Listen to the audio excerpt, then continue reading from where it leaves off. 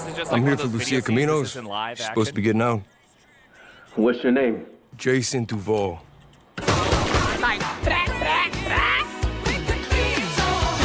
You and me, Lou. We got this. We got it. I feel like this young couple is not going to have a very good recidivism rate. You know what I mean? Like, I just feel like they're just destined themselves towards another long sentence in jail. You know what I mean? It's just like, I feel like they should probably do something a little like an alternative reality. Maybe they should just become like software engineers instead, or do something a little bit different, because this is I mean, they have a whole world out there. Like, why get yourself back in trouble? You just got out. You just got out of the clink. No need to go back in. Say my city, baby. My city, baby.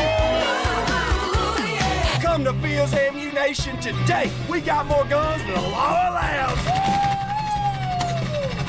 Hey.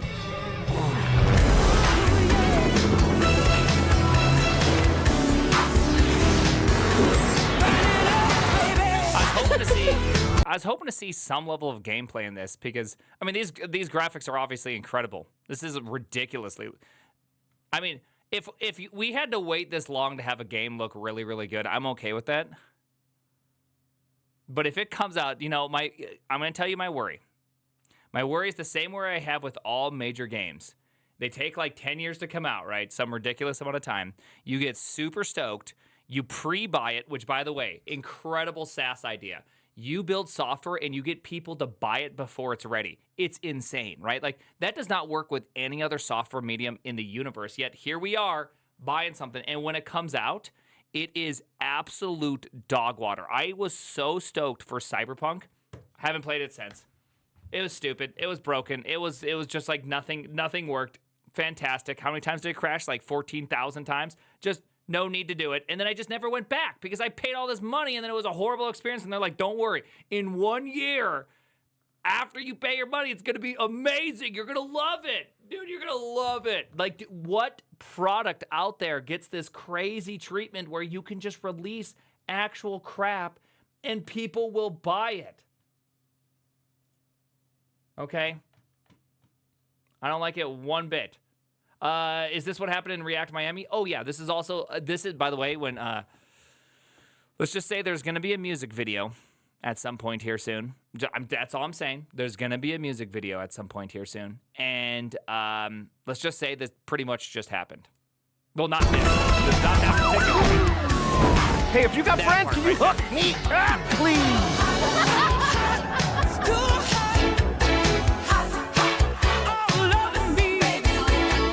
By the way, Starfield, nothing was greater than Starfield's intro of, hey, you take this here, for the first 16 hours just to get through the intro. You know, you play like Super Mario Odyssey, and to do the intro requires you to hop up on something and take like a little fast wire and do like one little battle. It's just like, welcome to Super Mario Odyssey. You now get the game. Let's go. And then you jump onto Starfield, and it's just like, to get into the game, it's like, you got 16 hours of, hey, you take this here. Hey, bro, can you take that? Can you take that over there? Can you just walk?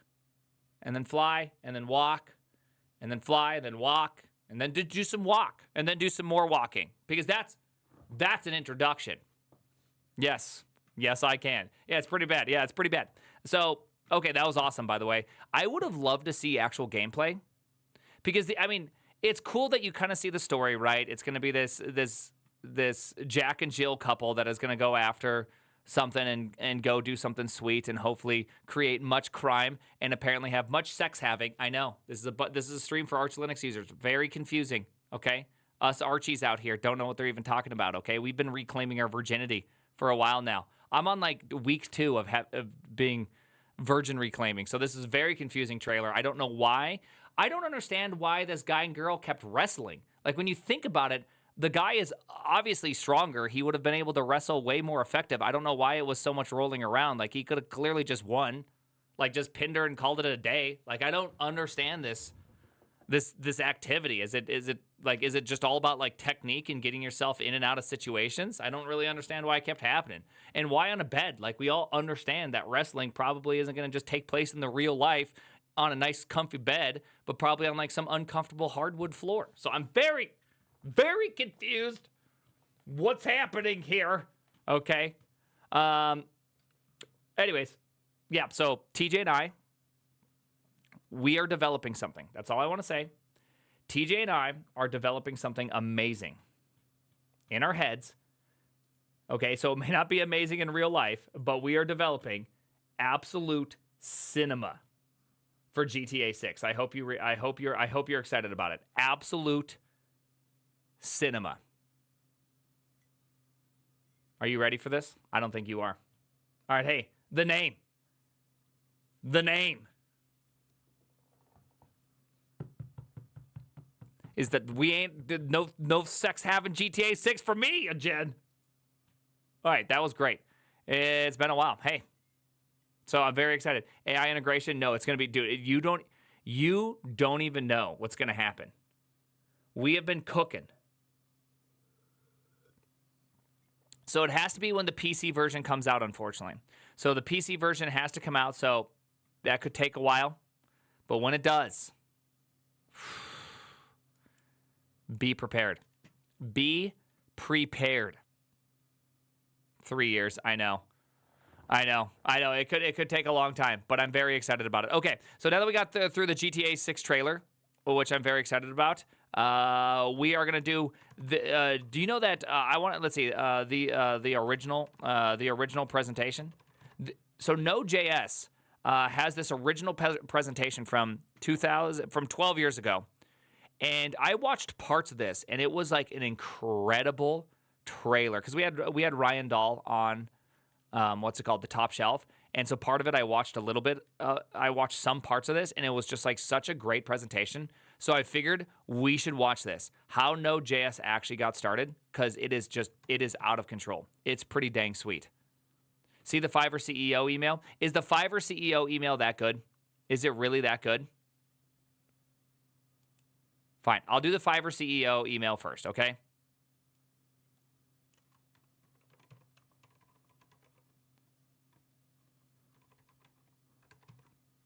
There you go. Even though he technically leaks it himself, we'll check it out. Okay, let's check it out. We'll do it. And then after that, we'll go on from there. Yeah. Caffeinated minds do it. I know I'm a little bit I'm very easily distracted. All you guys have to be is like, but yeah, bro, you could also just do it. And I'm like, damn, that's an argument. I can't possibly argue against that. Right? Like, what am I supposed to do? Come up with facts and logic against that one? I don't even think it's possible. I don't even think it's possible. All right. Are you guys ready for that? What are your thoughts on communism? Not going to happen. Not going to happen, people. No automated way. I have to write some. Well, with Twitter, there's not a good way. And so I'm going to have to do a bunch of like really ridiculous things to make it work. So we're not going to. I'm just going to write a puppeteer thing here soon and just make it work. We'll get there. Anyways.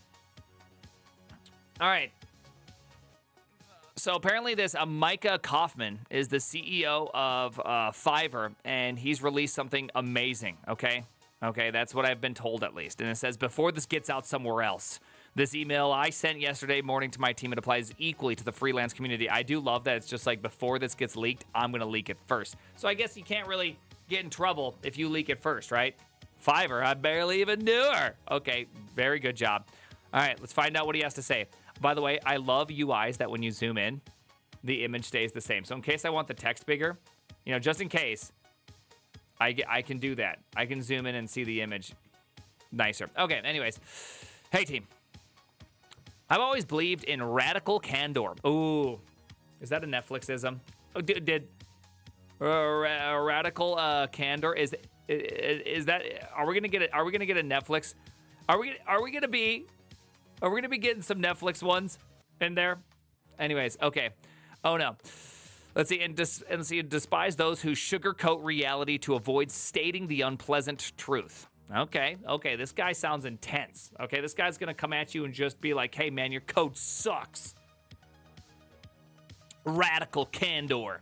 The very basis for radical candor is care. You care enough about your friends and your colleagues to tell them the truth because you want them to be able to understand it, grow, and succeed. By the way, I just would like to point out that this feels like it's not radical candor due to the fact that he is actually trying to soften the blow of radical candor and try to make people feel good. So this is kind of like one of those moments where he's saying how intense he's going to be, but by saying that, he's also going to be like, but only friendships are intense, and I'm your friend. So trust me, what I'm about to say to you is actually really, really, nice. Okay? Candor? Am I saying candor? Whoopsie date. Whoopsies. All right, someone said, by the way, what the heck's going on here? Why would you do this? RX, who are you, RX? Hey, RX, thank you for the 150 gifted subs. I'm not really sure what, I honestly don't know what a sub is on YouTube. So, appreciate that. Why is Prime ignoring this? I ignore YouTube. Don't do that on YouTube. I can't see it. I don't have any alerts. I don't have anything set up. I can't help you on that one. So if you do it there, I don't know what to do with that. Okay? I don't even know what they're for. But I do really appreciate that. Thank you very much. Thank you. Name Go Green. Hey, Name Go Green. Thank you very much, RX. Triple RX. Appreciate that, Triple RX. Get wrecked, YouTube. I'm not trying to wreck YouTube. I'm just not a YouTube boy, okay? How much money is a sub? $1.99 or something like that? Kendoria? Yeah, maybe that's what happened. All right. So here's the unpleasant truth. Wow, there's a lot of foreplay to this one. AI is coming for your jobs. Damn. You know what? I should have known this is what it was about.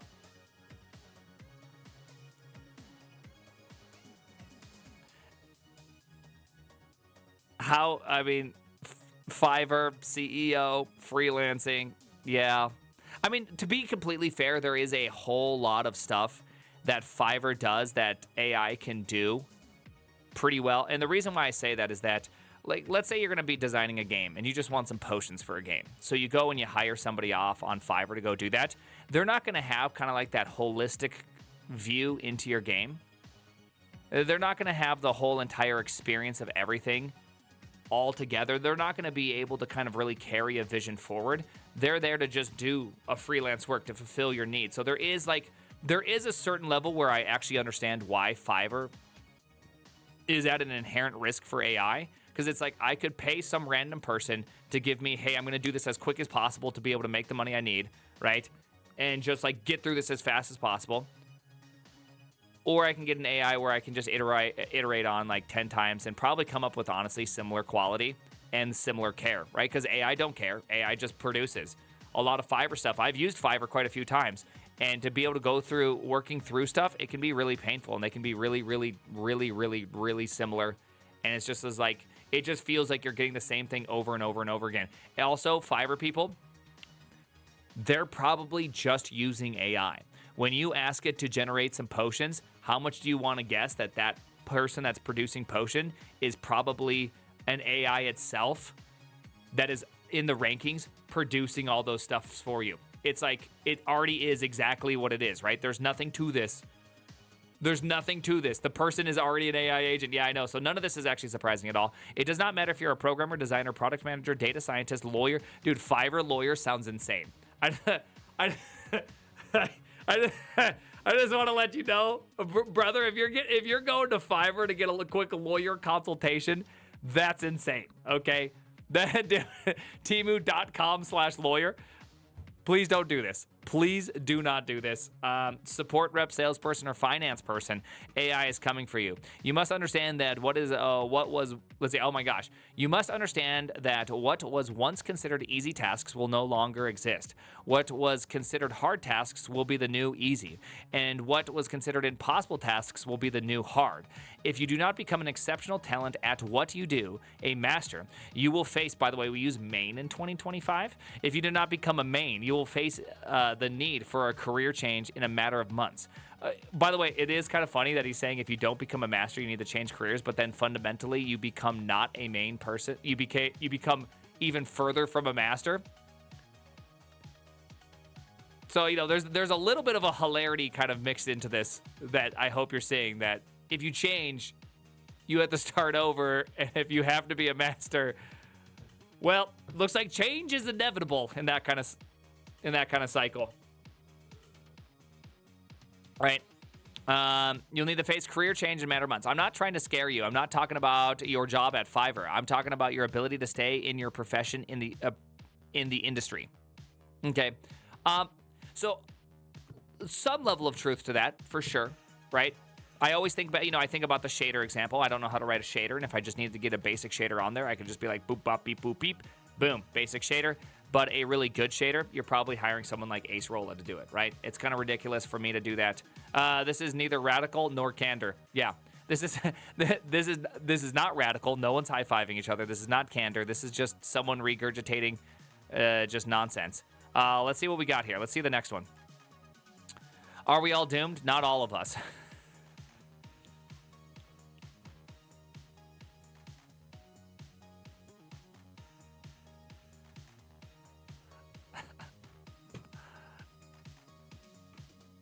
I mean, we all know, based on what we saw with Mark Andreessen, the VCs will be the last one to go, okay?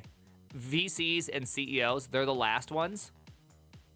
They're the last ones that actually have to go. But everybody else, ouch. But those who will not wake up and understand the new reality fast are unfortunately doomed. What can we do? First of all, take a moment and let this sink in. Drink a glass of water, scream hard in front of the mirror if it helps you. Now relax. Panic hasn't solved problems for anyone. You could tell this guy hasn't been a software engineer in at least some amount of time, okay? Let me fill you in with how panic does help people. So this is what happens. Step 1, you have a big task. Step 2, you play Balatro. Step 3, it is now deep into the evening, and you need to get that done tomorrow. Step 4, panic program at the disco. Step 5, Step 6, promotion, profit, easy. Everybody knows that. Everybody knows that. It's as simple as that. Push untested to prod. Okay, hold on. TJ is trying to tell me something. Dax says when AI does everything else, selling coffee over SSH might be one of the last jobs still done by humans. It's more than science. There's no formula, just taste, psychology, and chaos tolerance. It's true. It's true. That's, by the way, that's my co-founder of the coffee company we run. Is this guy? Okay. It's not AI generated. It's not AI generated to look like somebody else's head. Okay. This is not. There's no change here. This is just real Dax. Okay. Dax Andreessen. That's what we call him at work. All right, let's talk about what would help you become an exceptional talent in your field. Okay. Study, research, and master the latest AI solutions in your field. Try multiple solutions to figure out what gives you superpowers. By superpowers, I mean the ability to generate more outcomes per unit of time with better quality per delivery. Programmers, code, cursor. Customer support, tickets, intercom, fin, send to some. Lawyers, contracts, Lexus Plus, AI, Ligora nuts on in your mouth. Okay. I would drop some of these things. This is good advice, by the way. It's just like advice that's a little bit too focused on AI. You should study, research, and master the things in your field. And then, if you want to, you can also combine it with AIs. All right. Find the most knowledgeable people on your team who can help you become more familiar with the latest and greatest in AI. Okay. Dude. Began, where's Began? Okay, so what you gotta do is you gotta convince it that you have something that it wants. And then once you do that, you need to be able to only give it a little bit at a time and reward it. You want the AI to feel you. Do I got a fever and the only prescription is more prescriptions? Is that what RX stands for? Thank you, RX. Everyone say thank you. Also kind of crazy. 6x5, yeah, I know. I don't know what it is. I don't know what you're gonna do with those memberships, but you got them, okay? Prime is compromised by Big Pharma. Exactly. Become a prompt engineer. Google is dead. LLM and Gen AI are the new basics. And if you're not using them as experts, your value will decrease before you know what hits you. Get involved in making the organization more efficient using AI tools and technologies. It does not make sense to hire more people before we learn how to do more with what we have. Okay, actually, I do agree with this, that you should understand what you're getting yourself into, and I do think companies shouldn't rapidly hire before they understand what their baseline is. I think that that's good advice. Also, this become a prompt engineer. I always find this advice kind of goofy in the sense that if AIs are the worst they're ever going to be, in 1 year from now, the prompts you write will be vastly different than the prompts you write today. So is it like, are you really losing all this time?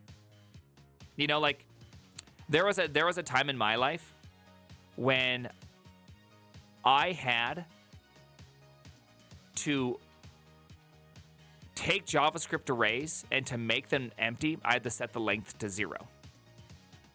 For those that don't know about that, effectively, I don't even have Node. I think I have Dino. All right, there we go. I have Dino. If I went like this, const a equals this thing, and then when a dot push 1, 2, 3, I have a is 1, 2, 3. If I wanted to empty it, I'd go like this, and now a is empty. Now, in old versions of Safari and all the other browsers, this was significantly faster than creating new AI because GC was so bad.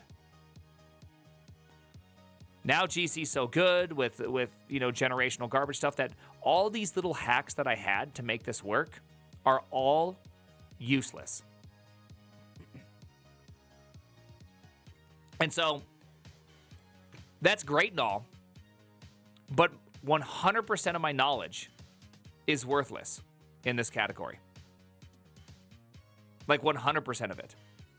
It no longer applies to anything to do with JavaScript. And so when I read these things, I kind of think, yeah, you can become an expert in it today, but if it's gonna change a whole bunch, then it won't be the exact same. I'm not sure, by the way, if length 4 equals undefined or not, because there's actually, yeah, it's empty items. So empty items aren't undefined.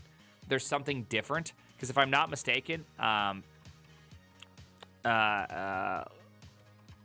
I go like this. Yeah, there you go. Yeah. Empty items are not undefined. They're actually the 4th bottom value of JavaScript, which can only exist in one specific time, which is this thing. And so empty items, effectively, you can't map over, which is really, really confusing, right? That should have produced an array 1, 2, 3, 4. But in case you've never seen this, there you go. All right. Yeah, undefined, null, nan. Not enough. We also have empty. Just in case. Little fun one. Okay.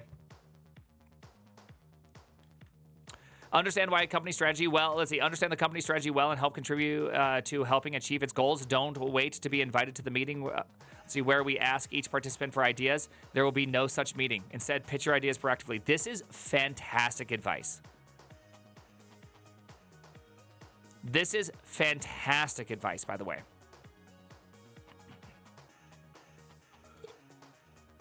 Number 6 is something that you should do no matter how you feel about AI. If you think AI is going to be the greatest thing in the universe, or you think AI is not going to be the greatest thing in the universe, number 6 is the perfect way to do stuff.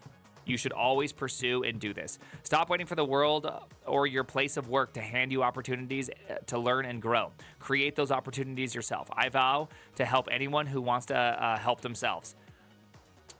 I doubt that's true. Vow is a very strong word, and you should not make promises you cannot keep. I am not sure that he actually wants to do that, because that's a big amount of work. But on top of it, 6 and 7 are absolutely 100% true.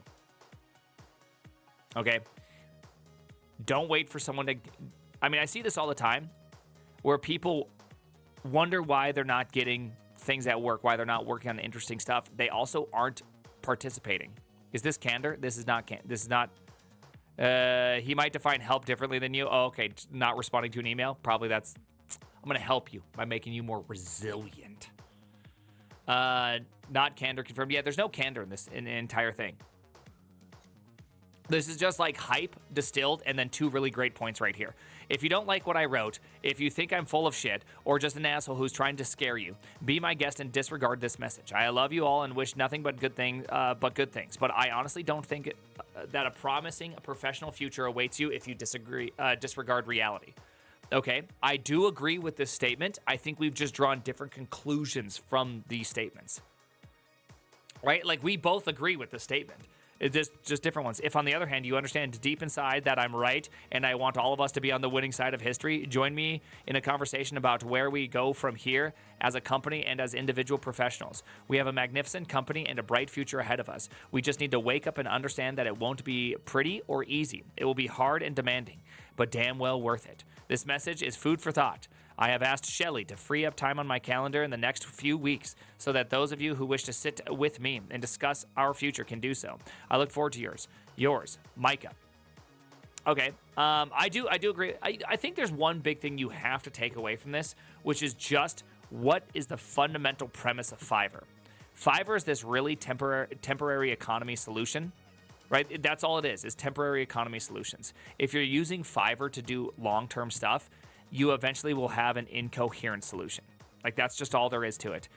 People aren't going to be spending the time or the effort to have a coherent idea across all the stuff you're building. So this, by its very nature, is an incoherent platform. Fiverr was not Garbo.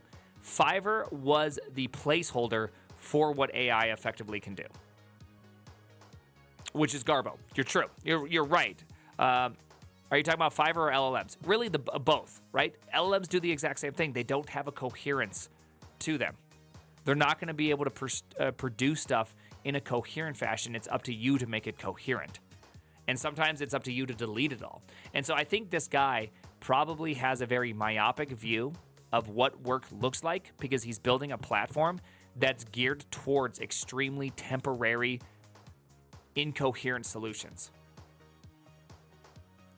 which I think will color you in a certain way to think that, hey, AI is way more important, or you over-index into these kind of transitive solutions way higher. Right. I use Fiverr for my chess coach. Interesting. Chess is a lot more ephemeral, and so I could see that probably working a bit better. Right? If you have somebody that's really good at chess, they can just look at a specific situation and give you an advice on it. It's probably, because each snapshot is in itself its own kind of a world. And so perhaps that's a better use of Fiverr.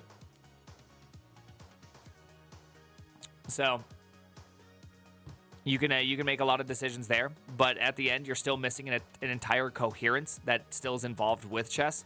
But even chess itself has at least indexes higher into a state than other ones. Not really. You need a chess coach that understands your style and weaknesses. Yeah, you're probably not going to get that from Fiverr. You're going to get Fiverr as like, what is the best move should I do here? That's my assumption. It's going to be virtually impossible for someone to get to learn you as a chess coach. Isn't Fiverr having its earnings calls and finance release tomorrow? Oh, I didn't know they're even a publicly traded company. I didn't even know that. Okay. Either way, let's see. I don't think most people understand how serious this is. And the ones who do, I'm not sure they realize how imminent it is. This is, by the way, the 6 months until AI steals all of your jobs post. We're still riding this wave, and it has been happening since 2022 when we originally read Steve Yegi's change, and it was about a 6 months until then. And so that's actually, I believe Steve Yegi was the original, my original inspiration for this tweet right here, which we are flying right now, right? We are absolutely flying into this. It's going to be happening anytime soon here. Anyways, Steve literally is trying to sell AI code tools. I know, so it's a bit biased. All right, so anyways, I think this is pretty interesting stuff. I just don't, oh my gosh. Dude, RX, what the heck is going on here? What the heck is going on here? RX, yeah, YouTube chat sucks. That's the problem. YouTube chat sucks. All right, well, hey, truly nothing. I mean, I don't think there's a huge problem with what he's saying in the sense that there is going to be a lot of change. I'm just not quite convinced all the change is going to be that great. Meaning that I think we're going to have a bunch of mediocre solutions to things. You're still going to have all this extra, you're not going to be able to trade out all the things you need to understand. Right? Like you're fundamentally going to have to become an expert in everything anyways. And I think AI is just going to be able to stopgap you to get you to step one, and then you're going to realize how much you don't know. And then you're going to look back and go, crap, I'm going to I'm going to have to figure out the next steps, and it's going to be difficult. So, anyways, good luck, everybody. Good luck with the future. Bye-bye. A Jen. All right, I got to be right back.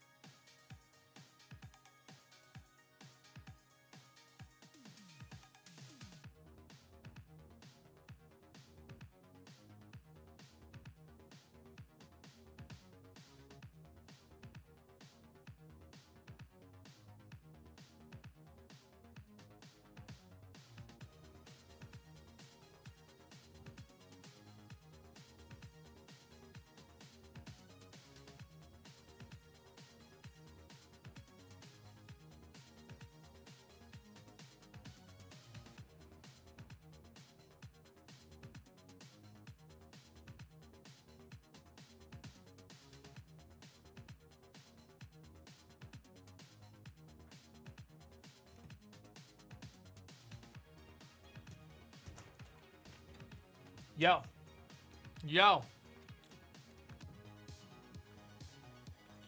Lithium, did you just hit me with the D's nuts joke? Did I just miss the D's nuts joke? Oh, I didn't. The Eriks. Hey babe, do you remember when your mustache was the stopgap between D's nuts and your face? Pepperidge Farm remembers? Does Pepperidge Farm remember? Does Pepperidge Farm remember? How's Arch treating me? I'm right now. I'm liking it. I'm playing around with it a lot. I'm just trying to make sure that I'm enjoying what I have and not getting stuck on things right now. Discord. Oh, Discord. Yeah. Discord bloop. Mute tab. You know, I've noticed that happens too. Whenever there's a pop-up, I've had this happen a couple times now, where the pop-up just sticks around for a while. Not really sure what to do with that. You know what I mean? How's I3? Pleasurable? So this is an I3. This is Hyperland. The Royal Duck, I really do appreciate that. Royal Duck, let's go. Thank you, Lithium. Thank you, Infamous. Appreciate that, Tier 1. Alalun, thank you very much for that Twitch Prime. Hey, Arx. Hey, thank you, Arx. B Magical. Magical. Thank you.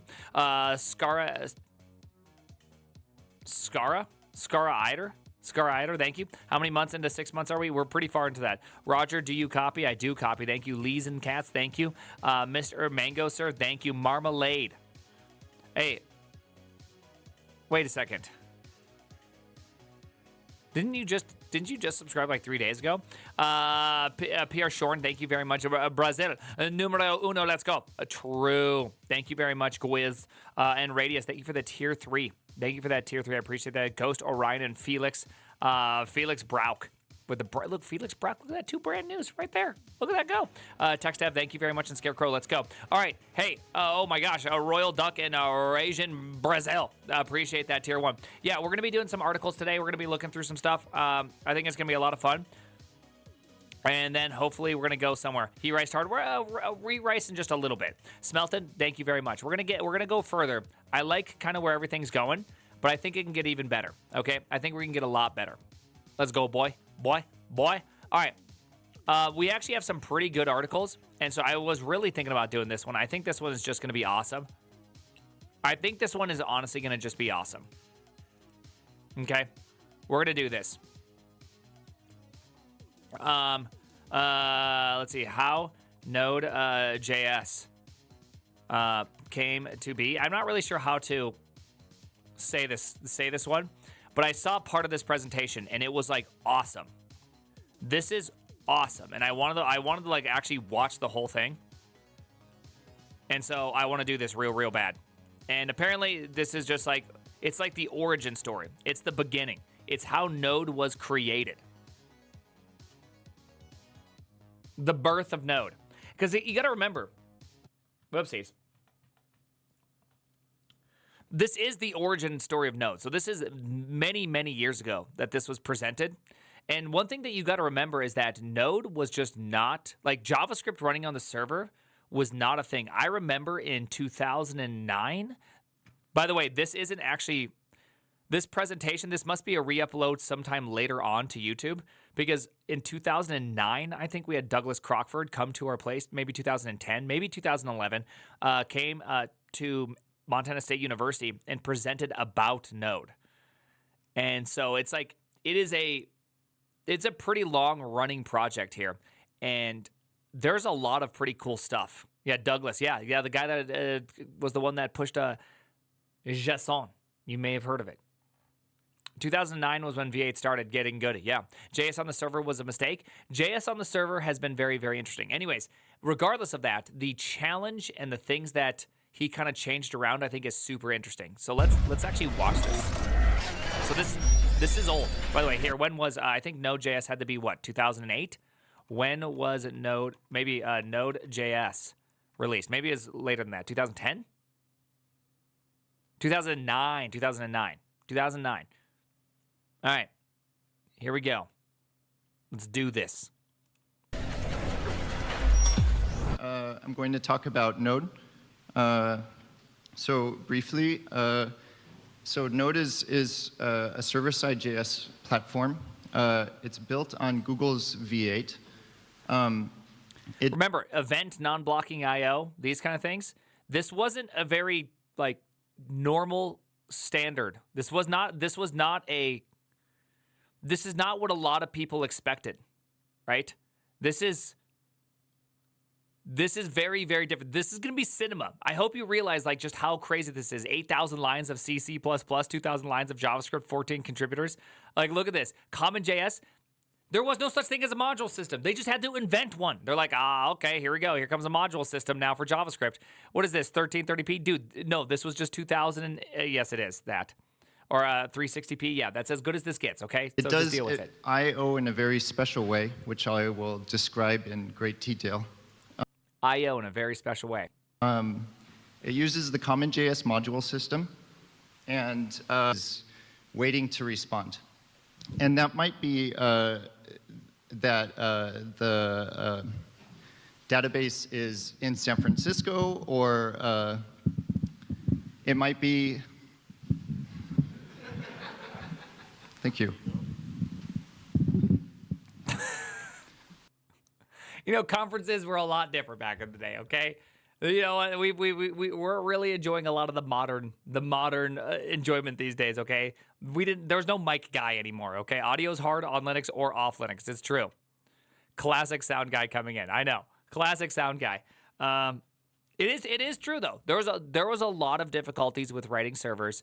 You had to do all of your own. You know, Go at this point wasn't around, and so you didn't just have like super simple async model where, yeah, you had that previous version where it's just like a line that executes, but you couldn't just go funk it as easy. I know there are languages that are very easy, Elixir mentioned, but this just wasn't the case. It was all PHP. It was all really easy to make things extremely linear, or in Java, and just making things very linear. Yeah, we couldn't go funk ourselves. We had to go and like do stuff. It was very difficult. There's a lot of reasons. Okay. Well, the point is that you can't just wait for it to respond. There's a big difference between what happens inside your CPU, inside your memory, and what happens when you go to something outside of that.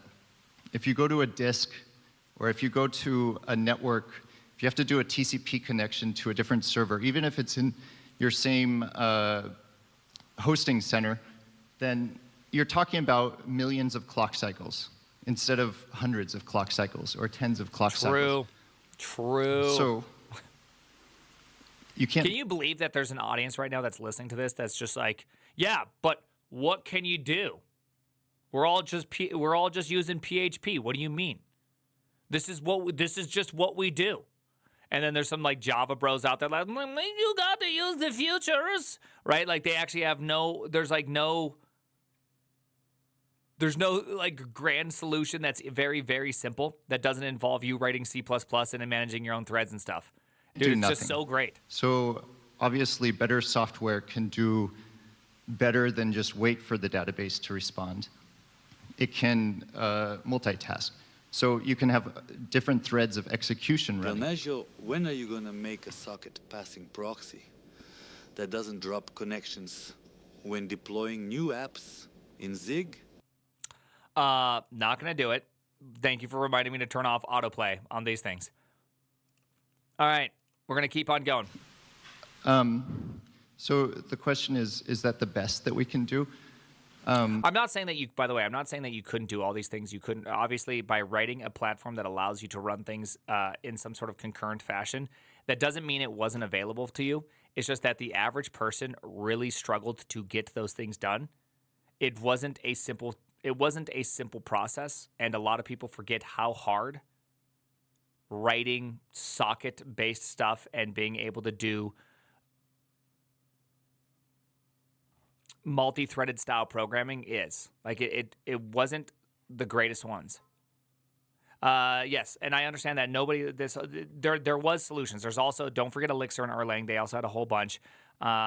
2009 is when Python came out. I know this is right. This is the almost exact same thing, right? Nobody could do async IO. It's just wrong. I know. It just was very, very hard. Java 1.0 had green threads, but it's still they weren't fun to use. They weren't fun to set up. Like, I understand that there was both a hardware thread concept and a green thread, but it was not like a fun thing to set up. It was arduous, and it just wasn't a simple process. Like, if you think about it today, or if you think about it back then, the idea that you could just be like, go this, that's it, it seemed so dang simple. Right? It is not that. RPC was cumbersome, but sockets, threading, and multiprocessing was not real difficult. Okay, I hear you. But there's a lot of people that would disagree with this idea that writing things concurrently was easy. Okay?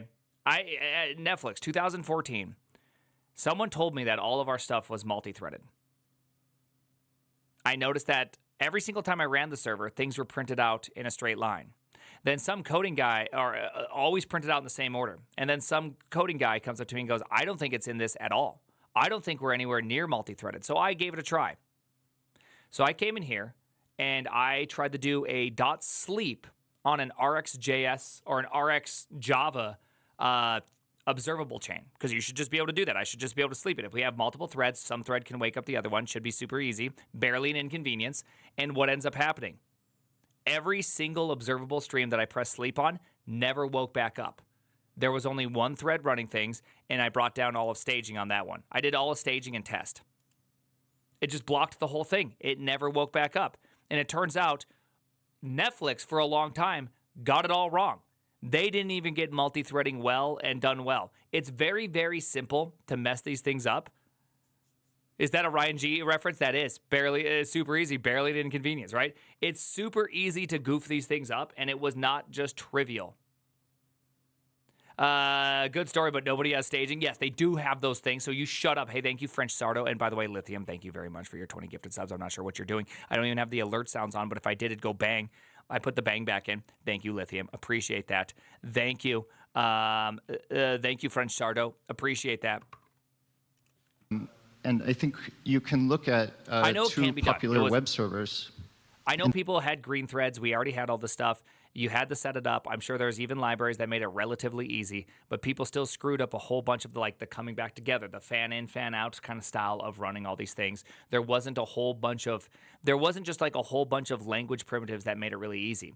With Go, it's actually not all that bad. You have wait groups. It just makes life easy. You can do a promise.all settled in JavaScript. It just makes it easy. You just didn't have a lot of this kind of concurrency or parallelism that is simple to reason about as you did today. I feel like it's super easy. Anyone that says it's hard now, I think is just crazy. Just throw it into promise.settled if you're using JavaScript. We have a lot of nice abstractions these days. And see how they're doing I/O and decide if what they're doing right and what they're doing wrong. So here's a benchmark, which is possibly not visible to you, but it shows concurrency on Yellow like the is number of Nginx. concurrent clients on the web server on the horizontal axis, and on the vertical axis it shows requests per second. And so this is Nginx and Apache, and what you see is that the Nginx is responding faster. Not so much faster, twice as fast, 3 times as fast, especially when you get to higher concurrency. Who cares? But the big difference is when you look at versus memory. So again, on the horizontal axis is the number of clients on your server. But now on the vertical axis, you have memory. And PHP really struggled back in the day. You know? RIP PHP. You know, back in the day, 2008 PHP. It hurt. It hurt to run.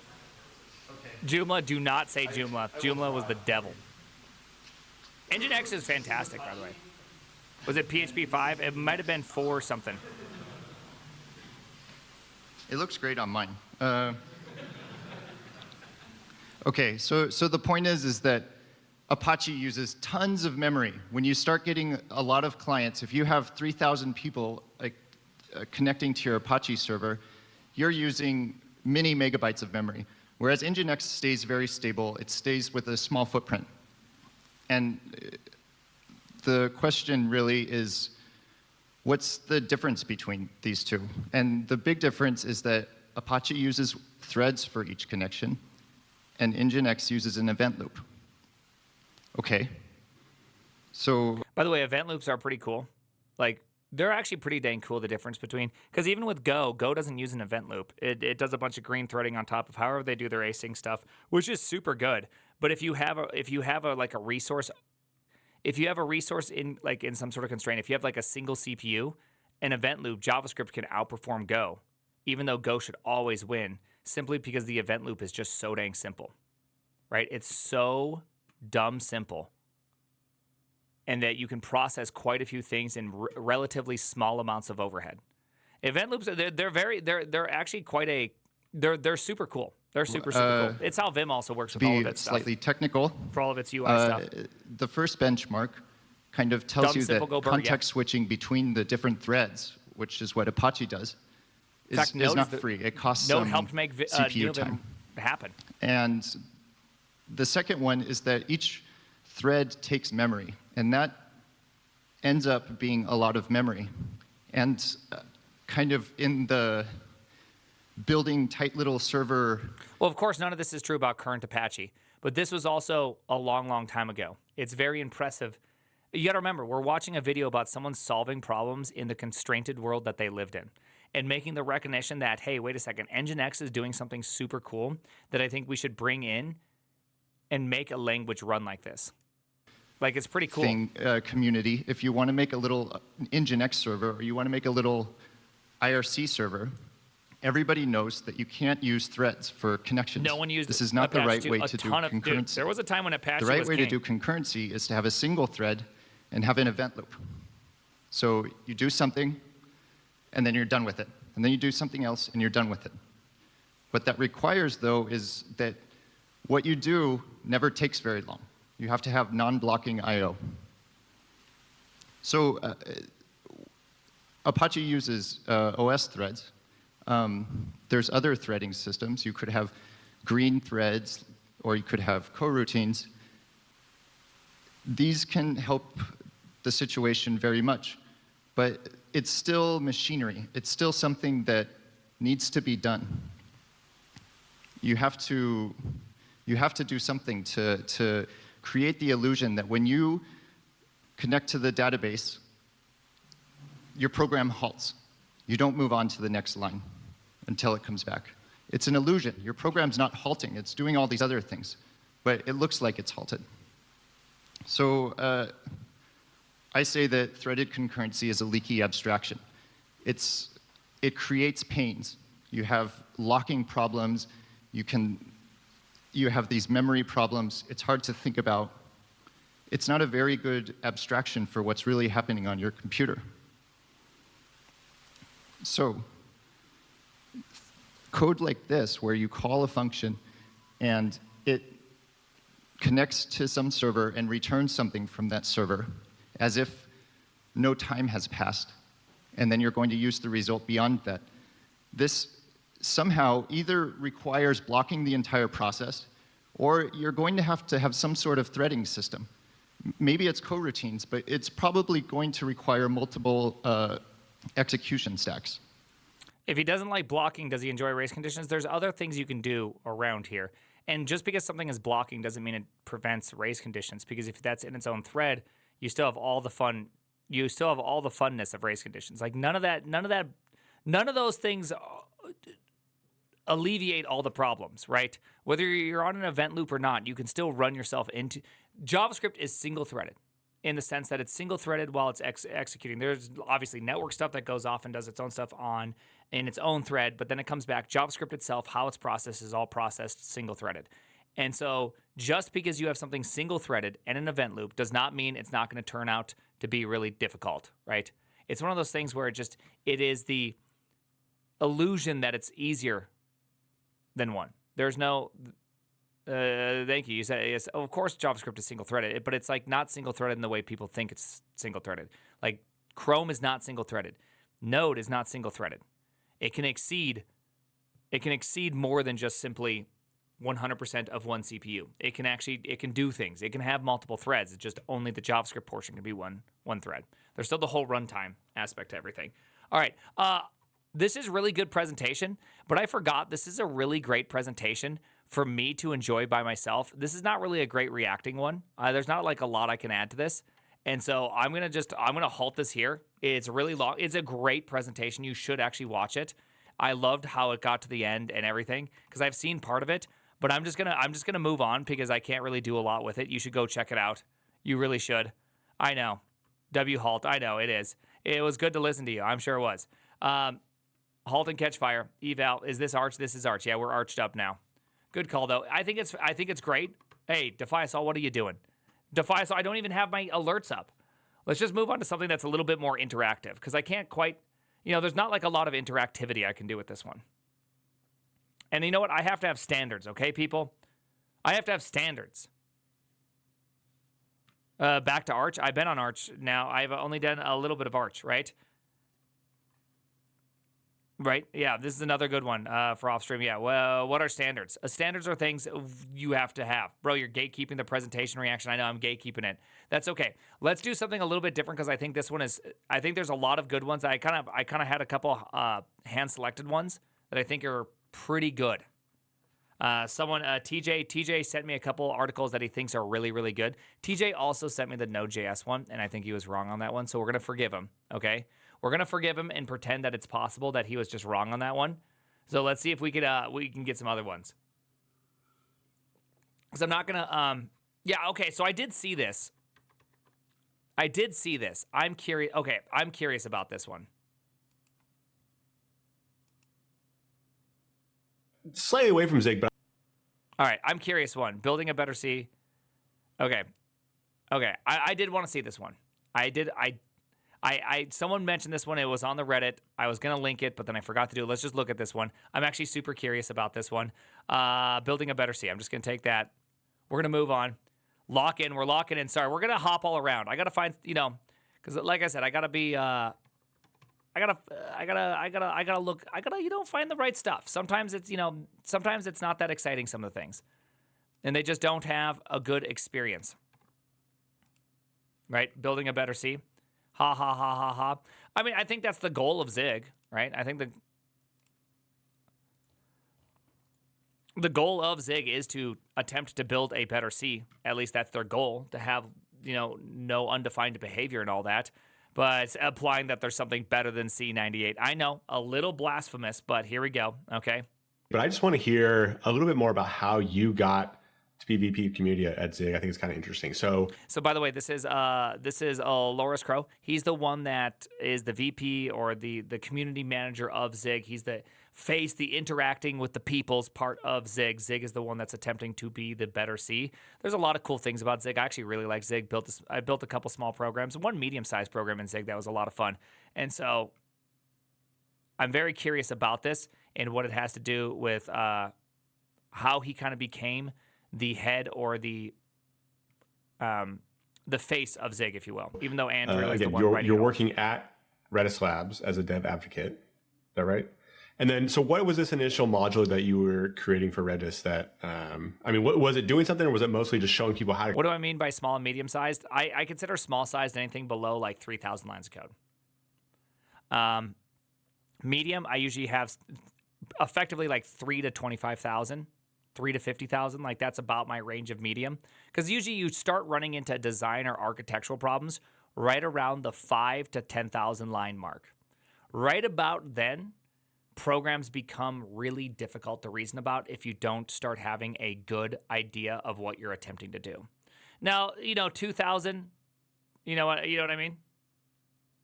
The 2,000 line one, you can kind of get away with like a lot of slop and it's just okay. You can just kind of do that and no one's going to be upset. You're just like, you just have to get things done.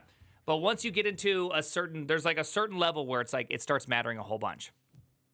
Yeah, 2K, you just sit down and write it. Module. So, well, the full origin story of even how I got hired at Redis Labs is because I wrote a Redis module that I made available publicly, like I open sourced it. And it was a module that implemented a data structure called cuckoo filters. So it's like Bloom filters, but with some twists. And it's like a probabilistic data structure. It's one of those fancy things that makes sense to do with things like Redis. So I implemented that. Somebody at Redis Labs noticed, and they told me to apply to speak at RedisConf. So I did. I spoke at RedisConf. By the way, Bloom filters are one of those funny data structures, if you don't know, where it's like... I was explaining to people how to use the comp time. At that point, the pandemic happened and the lockdowns started. And if you're a developer advocate, lockdowns are not good. Or more in general, if you're like for marketing, lockdowns at the time were a nightmare because a lot of...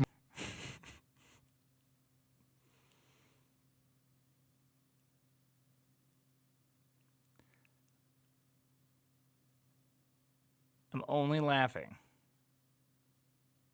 because I can think of a lot of people where lockdowns were significantly worse for. And so there is something that there's this laughing inside of me that's just like, oh man, lockdowns, developer advocates really just took the brunt of it. It's just like, yeah, man. They sure did. Marketing branches where used to this idea of having in-person events happen all the time, having people on the ground go to events, set up a booth, give a talk, shake hands, and this was not happening anymore. So, all my managers were confused and didn't know how to move forward. And at the same time, it's not like I knew necessarily how to move forward when it comes to marketing company-wise. But I knew that for my personal job, the obvious choice at that point was to start streaming, do live coding, be more present online. Yeah. And then you started doing Zig Showtime. Is this right? Yeah, exactly. And that's when I started doing Zig Showtime. Okay. So tell me about Zig Showtime. By the way, this is really interesting how he got hired to be this person in charge of the Zig Foundation. And it just like, all he did was just do stuff. He just started getting involved. No one told him he could or could not do it. And he just started doing it. And then he kept doing it. And he tried to observe some sort of reality that there was a change among people who wanted to see more stuff in more of an authentic and real fashion. That just was not available. For those that remember the 2016 to 2020 era of the programming world, everything was very kind of manicured and very it was very corporate. It was the pinnacle of the corporate world, was that kind of area.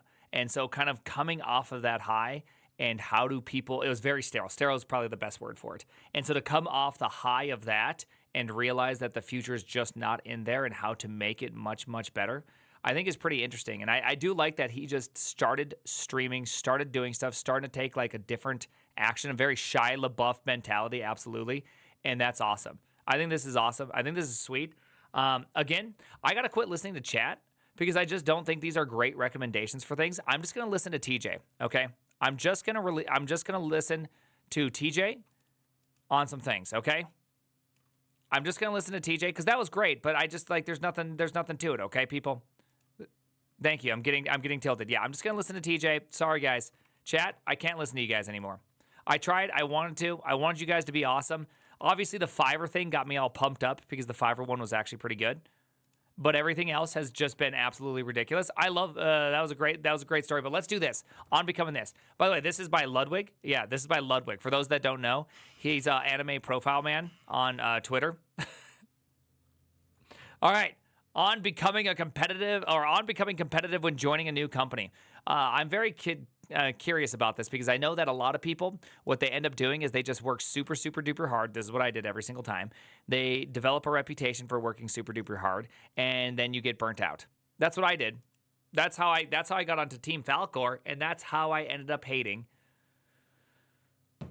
programming JavaScript. Really, that's like where my hate of JavaScript started, is right there. I absolutely destroyed myself. Context. This is a sort of written down blueprint of how I became competitive when joining a job.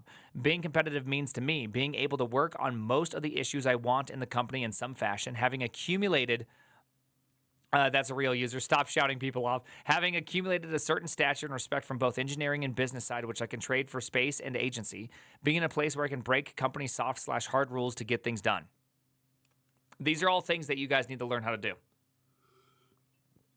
This is very, very good. These are all very, very good things. It is shocking how much of life is building kind of like a social capital with people such that you can do stuff that normally is not okay at jobs.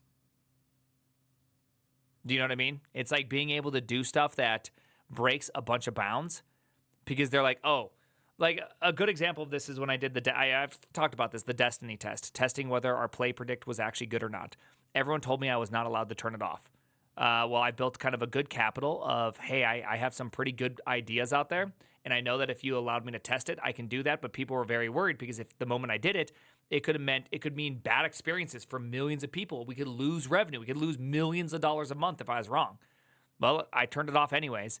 And then afterwards, everyone high-fived me and said, oh, I was totally correct, but it took 2 years of me trying to convince people. Social capital is a really important aspect of your job. And people don't really understand why it's so important to have good social capital. I want people to think of me in the top 5 if there was a tier list of engineers and, if possible, ASAP. This is not really advice you should especially follow. Everyone's different. Everyone's different and context matters. But there might be some approaches in there that are valuable to pick up. Some of that advice is also probably not super applicable to people starting out. You will know that yourself better than I. Okay, yeah. You want people, so his general thesis is that you want people to think of like if they had to get a project and they wanted an engineer on it, they want you on it. This is actually a pretty good goal to have at a company because that means you're going to get much more pick and your boss eventually is going to have to give you more pick because you can't be everywhere at once. So he's going to be like, okay, there's these 3 projects. Which one do you want to help on? They all are highly needed. They're all really, really good. And so it's very, very fantastic. How to destroy your social capital. Request a lot of changes from on a PR. Yes. An easy way to destroy your social capital is to be super nitpicky on PRs. That's a super easy way just to make everybody hate you. Like non-architectural, non-things. Like a very, very simple one, one that I've seen engineers die on a hill. If you have a new promise and inside that promise is a res and a reject. And some people will be like, I cannot approve this PR. You have to call it resent and reject, right? Like, because I am filled with resentment at the end of this thing. By the end of it, like, it just gets real. Yeah, respect, disrespect, right? It just makes me just furious, those kind of things, where it's resent and rejoice. Nice. Anyways, shape of the blueprint. I've started a new job quite a few times over the last 15 years, and almost every single time I felt criminally underskilled for the position. Still, every single time within a few months, I would end up being the person to ask on any code base or design questions, to lead a new project, or to assemble a new team to start on an R&D project, which usually entails having already acquired a lot of trust. By the way, if you can get into this position, this is really where this is where everyone talks about all the fun stuff that happens with programming. R&D stuff is super fun to do. Often, you have less constraints than you do at like your regular projects that have to fit kind of nicely within it. You have usually bigger projects, which can be more emotionally demanding, but you get to usually make much bigger design decisions. You get to be able to try out new technologies. You get to be able to do all the fun stuff. This is also where you get to say, hey, no, we're not using a DSL. No DSLs. Okay, stop inventing languages, because if you're not the one on the R&D project, somebody else is, and we all know what happens. Everybody in their heart yearns to write their own DSL, but everybody in reality doesn't want to use somebody else's DSL. It's just like a fact of life. That's what it is. It happens every time. The truth is that the reason this happens so consistently wasn't that I was wrong, I was underskilled. Most of the time, I was. I think the difference mostly came from the fact that I was substantially more willing to spend enormous amounts of time on the job, combined with having very strong soft skills and a capacity to navigate social and power dynamics. The job here is not just the engineering part. It's the power dynamics and relationships that make the company what it is. Who does what? Why do they do these things? What matters to who? And as rude as that sounds, who matters? It's true. It's true. There's a fun kind of, for someone that thinks that this is not true, that you shouldn't worry about these things, let me give you a very simple example of why this is super important. You're on your way to a meeting. It's a very important meeting. Some guy comes up and says, hey, I need some help on this thing. Do you have a moment? And you go, no, I have this very important appointment. I have this meeting. I have something that's kind of preventing me from saying yes to you because I need to go do this other thing. I just need to do that. Okay, let's invert it. Let's say that the CEO of the company, Reed Hastings, comes up to you and says, hey, man, you got a moment? I got a couple questions for you. I don't care what your meeting is. The reality is you're probably going to not show up to that meeting on time. And when your boss says, where were you? Say, I was talking to Reed Hastings, boss. Sorry, he needed my help, right? It's a vastly different kind of experience. There is this, you understand that there's people that contain more say or sway, and they're the ones that you tend to be the ones you want to listen to or to please. I think there's most certainly something in here that there's the people you want to interact with and the people you don't, even though it sucks. And it's a reality of work, is that not everybody has an equal impact. And if you have a limited amount of hours and you have to do something, you have to prioritize that. Now, the nice part is that there's always lunch and other social things where you can just hang out with the people you actually like and all that. But you still have to figure out ways to be able to understand and meet these people that are in these different ones, right? And then Steve Jobs fired you. Damn. Ultimately, I feel like I feel like I'm in the best place if I have an intuitive sense of the multidimensional landscape of systems, features, and people, pouring more time and care into everything I touch than the average to great coworker, and being serviceable, friendly, well-spoken, and trying to map out the essence of the company/department depending on the context usually. This is one thing that I think I really struggled with towards the end of Netflix, trying to balance streaming also, is being able to be really serviceable and friendly on things that weren't that important to me just because of the limited amount of time. And there is something really important to that. If you fill up your time with a bunch of other things, it becomes really hard to just be a friendly person. Does that make sense? Like, it's really, really hard to do that. If you're always in this state of hurry, it's really hard to be friendly. And that's something that I've been trying to really work on, is learning how to drop this idea of hurry in my lifetime. Not just constantly being in this like frenzy of going from one thing to the next thing. It's not simple, and it's been actually like kind of a heartache for me in the last few years, is figuring out how to do that, how to avoid that. And my vice points out that I need to be friendly every now and then. Yeah, it's really, really hard. There are a few, there are a few core components to the mindset I usually have. I just joined. I am a tool to be used. I must be serviceable and provide value. No task is too small. No discussion or person is beneath me. Everything should be tackled head on with a clear communication and reporting. Be fast. Than anyone else. The faster I am, the more I can do. The closer I can get to being able to work on what I want. There is a truth to that. There's also a danger to this, though. I mean, the problem with this kind of mentality is that, I mean, this is really, really great. This is really, really great. The amount of, there's kind of like a fun internal phrase we used to use, which is that the most junior of tasks have to be solved by the most senior of engineers, because few people have the patience and willpower to go through really menial, boring tasks. It feels like it's impossible to get somebody that's newer to be able to do these things, because they end up getting distracted. They're unable to execute. They're unable to finish things. These three things are really, really great. It's this one that worries me. And when you take it to a job and you do that, you must understand that it's very simple for people to make this expectation of you. This is obviously why he wants this one right here. He wants to be the engineer everyone wants to work with. But by doing that, you're also going to be like on the fast track to burning yourself out, always just working on the same project over and over again. If you end up getting onto like a 1.5 year long super project, you're just going to be doing the same thing day in, day out, and it may not come with a lot of praise. And you know what the worst part is? It may come with a lot of negativity, because usually these bigger, longer projects that they put you on because they think you're fast will end up being the projects that appear to have perceptually slowness, right? The perceptual velocity is often more important than actual velocity. And so if people perceive you being slower, working on these big things, you can end up getting more crap despite you're delivering all the value you need to deliver. Dude, it's real crazy, right? It's real crazy how easy this is to be twisted not into your favor. So you got to be so careful with this one. I think it's good to have this mentality, though. To be able to be fast and accurate is like a good goal to have.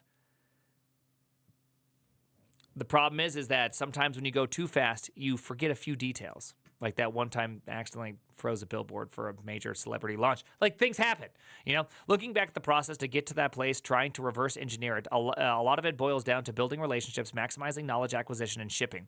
Prerequisite and mindset. First, the reality. When you join a new job, the shorter your onboarding / period where you lack capacity to deliver high quality code at speed, the better your onboarding is going, in my opinion.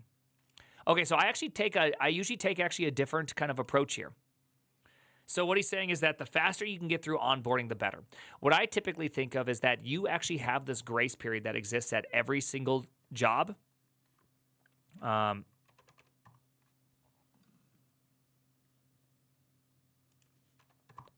me whip this bad boy out.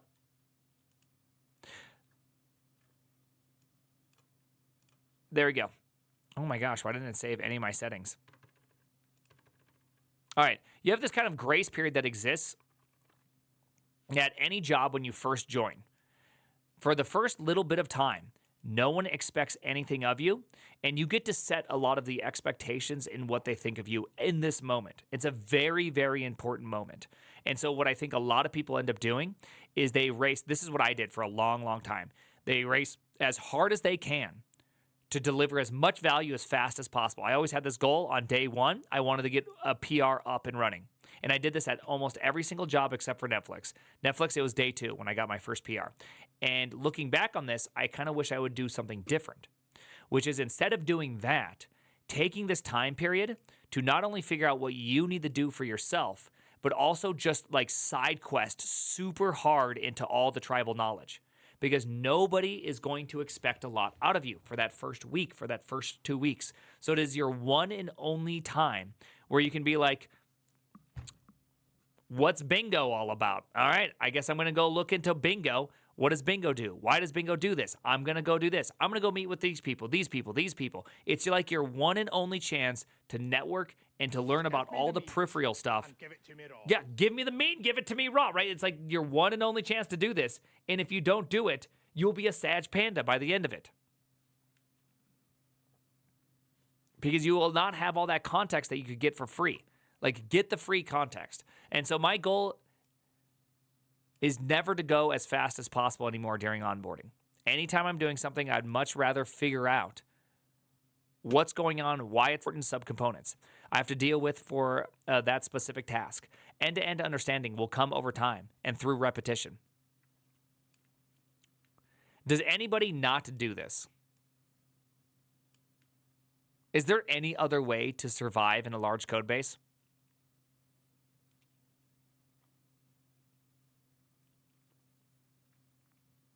Right? Like, is there any other way you can get through a large coasting? Obviously, I don't know. You get fired, but honestly, base take. I don't really understand how you can do anything else, right? Like, you can imagine that you're in a code base and there's some like logger. You don't need to understand how this logger works. You just need to know where you go and where to look. I don't think you need to know a lot more about a logger, right?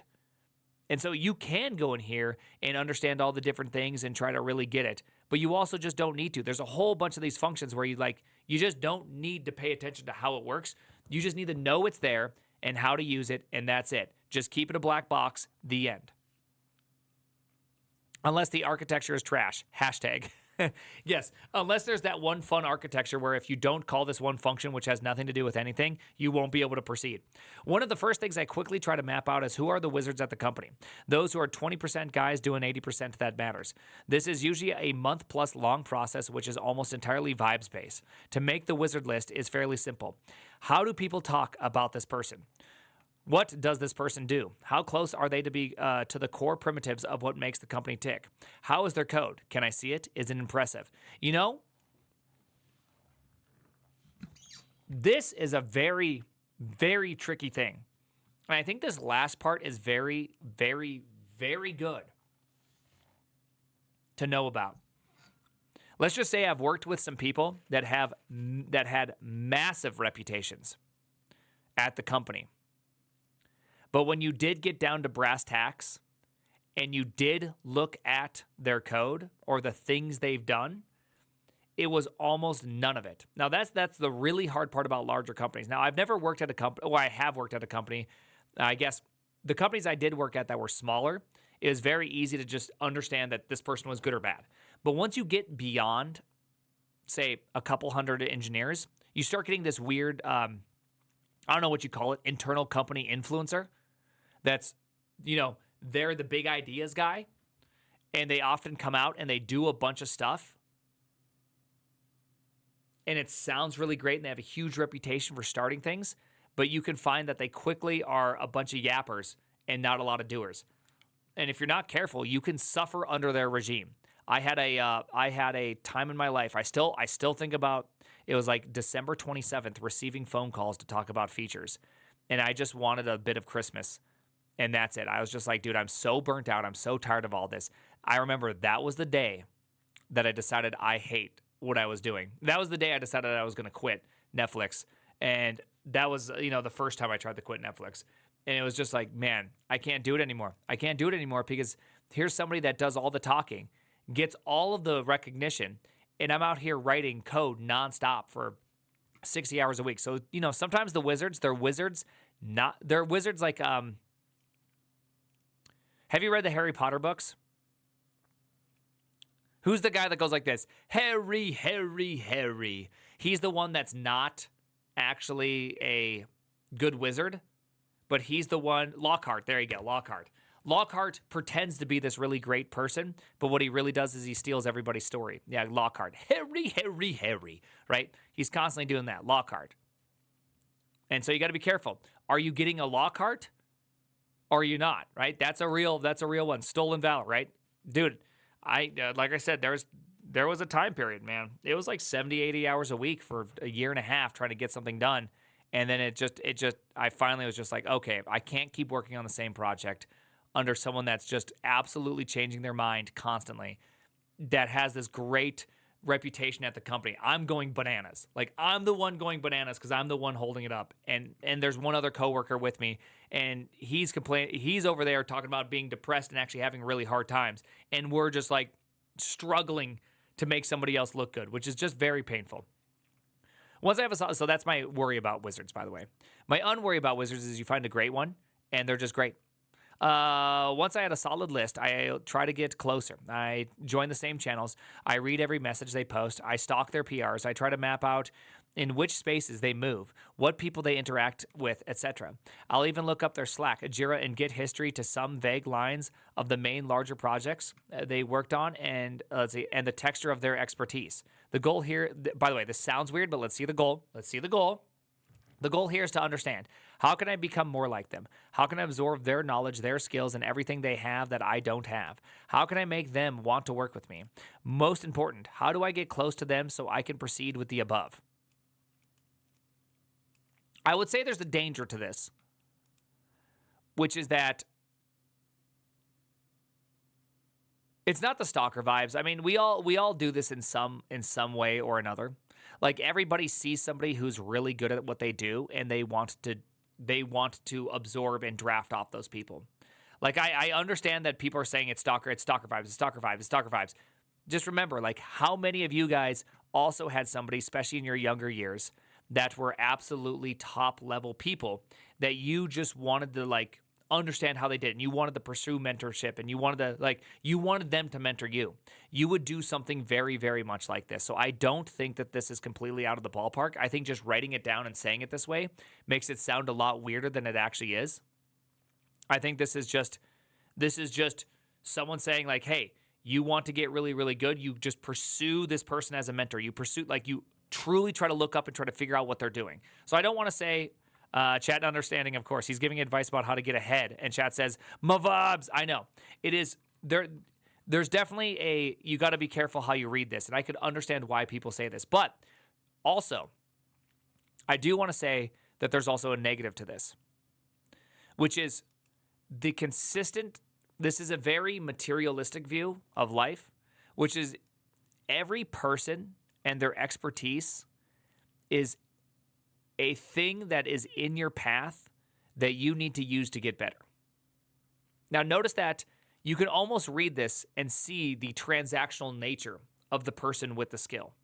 You can almost see it as a consumption. You can see the consumerism eating up, like the never stopping eating of consumerism lifestyle, where it's just like, they have something I want, I will obtain it, I'm going to, like, figure it all out and consume it. Now, there's obviously a good thing, which is that I want to get better, but there is the bad side of I want to get better always at all times. And anybody who has something, I'm going to pursue it ruthlessly until they are not worth it. And when they're not worth it, I no longer care about them. Right? There is also a very dangerous side to this. To that end, I make a list obsessively of both people and their skills, or even their personal traits, scratching down every thought I have and making sure to feed my brain with as much data as possible so my intuition and soft skills have something going on. This is how, by the way, this is how salesmen do it.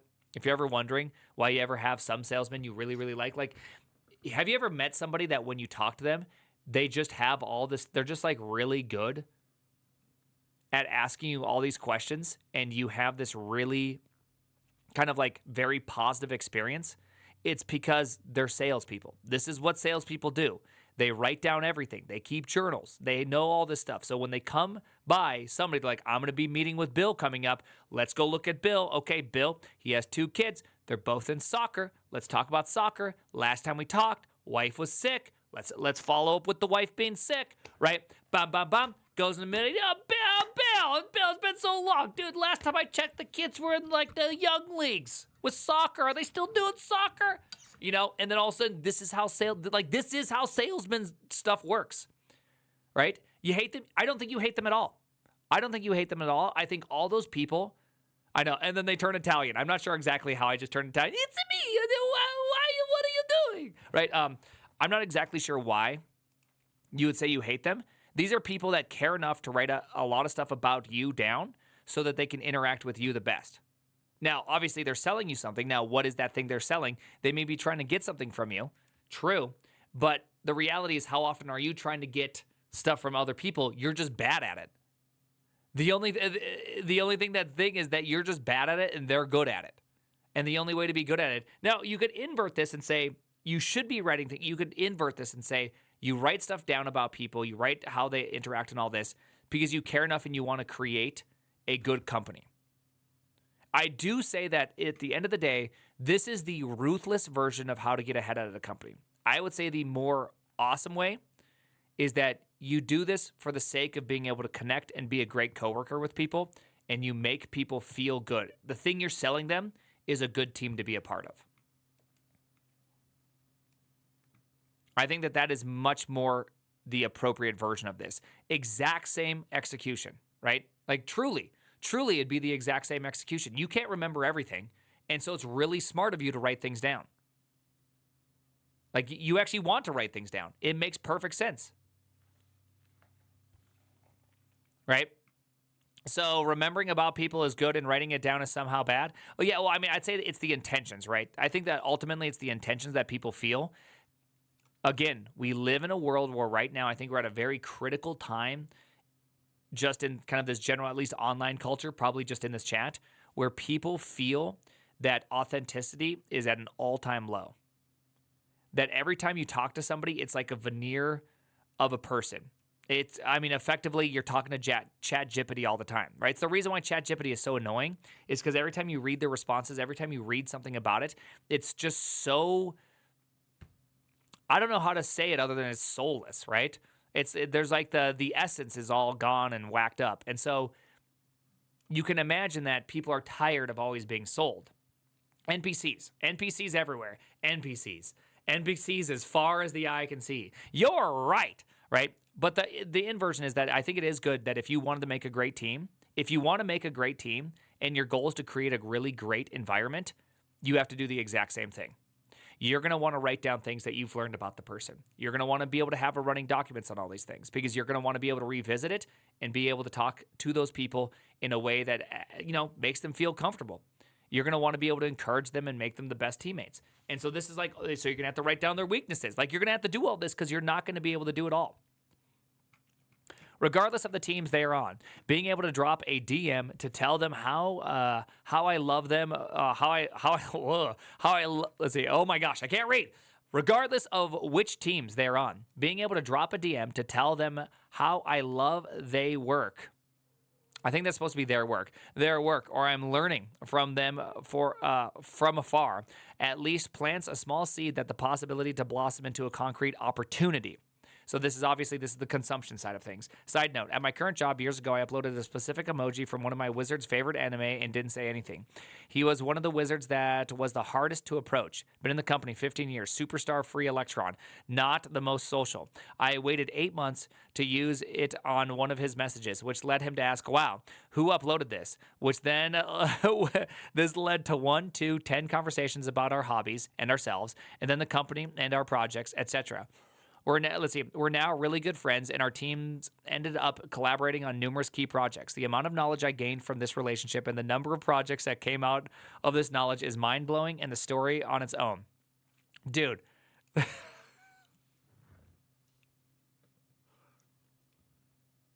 Okay, so there was one good thing that anime brought to the world. Okay, it's not all this degeneracy. There actually is at least one good thing. We can all agree there's one good story from it. Here it is, right here. Congratulations. Life hack, stalk your heroes. Gaming social influence. It's true. I mean, there it goes. Jump the sociopathy shark there. Yeah. I mean, for me, I feel uncomfortable reading this. Just in all reality, I do feel uncomfortable reading this because I don't like the idea. I don't like the idea of how easily I could be manipulated. Right? What's the difference between this and a Mistborn soother? Right? It's all this guy's just a soother. He just doesn't have the ability to cause soothing and rioting. Gray man level infiltration, dude, that's crazy. The man's a gray man. Just walked by everybody. It's easy to be manipulated. It is shocking easy to be manipulated. It goes without saying that relationships are needed on the product and business sides too. This is something that isn't always possible depending on the company you work in and how it is set up. And writing about this here, I think, would be mostly useless. There isn't any methodology to follow on how to come off as genuine and interesting, and the way I make relationships in that space works for me because I am who I am. Building meaningful relationships with PMs to senior vice presidents, etc., is therefore left as an exercise to the reader. True. Talk about baseball. Easy peasy. Outcomes. Over a few months, nearly every single time, and after going through this process, I ended up being able to participate in larger projects I'm interested in, and/or am in a place where I've gained enough trust and agency/space that I can use it to barter to get to a place I want to be in. That place usually changes over time as I understand more and more about the company, its objectives, and the people who compose it. I'm not saying that's how your job should be treated, as a game of min-maxing, and with it taking enormous amounts of your awake time, but it is what I enjoy doing. I don't want to spend more time than I need sucking or being told what to do versus having the ability to just apply my intuition on what are the most important things we should be working on. Don't buy into the popular and negatively connoted saying that if you do more, more work will come, unless that is something you want to avoid. My entire mentality is that I want to be in a position where people ask more of me. So, do the job, do it well, do it fast, do it a lot and with heart. Make relationships, make real relationships. That is, make friends if possible. Settle for trust allies who are indebted to you everywhere else. These relationships will lead to more knowledge. This knowledge will lead to concrete projects, which will help you rise. Rinse and repeat. Make sure you stop before you end up in 25 hours of meeting a week. Easy.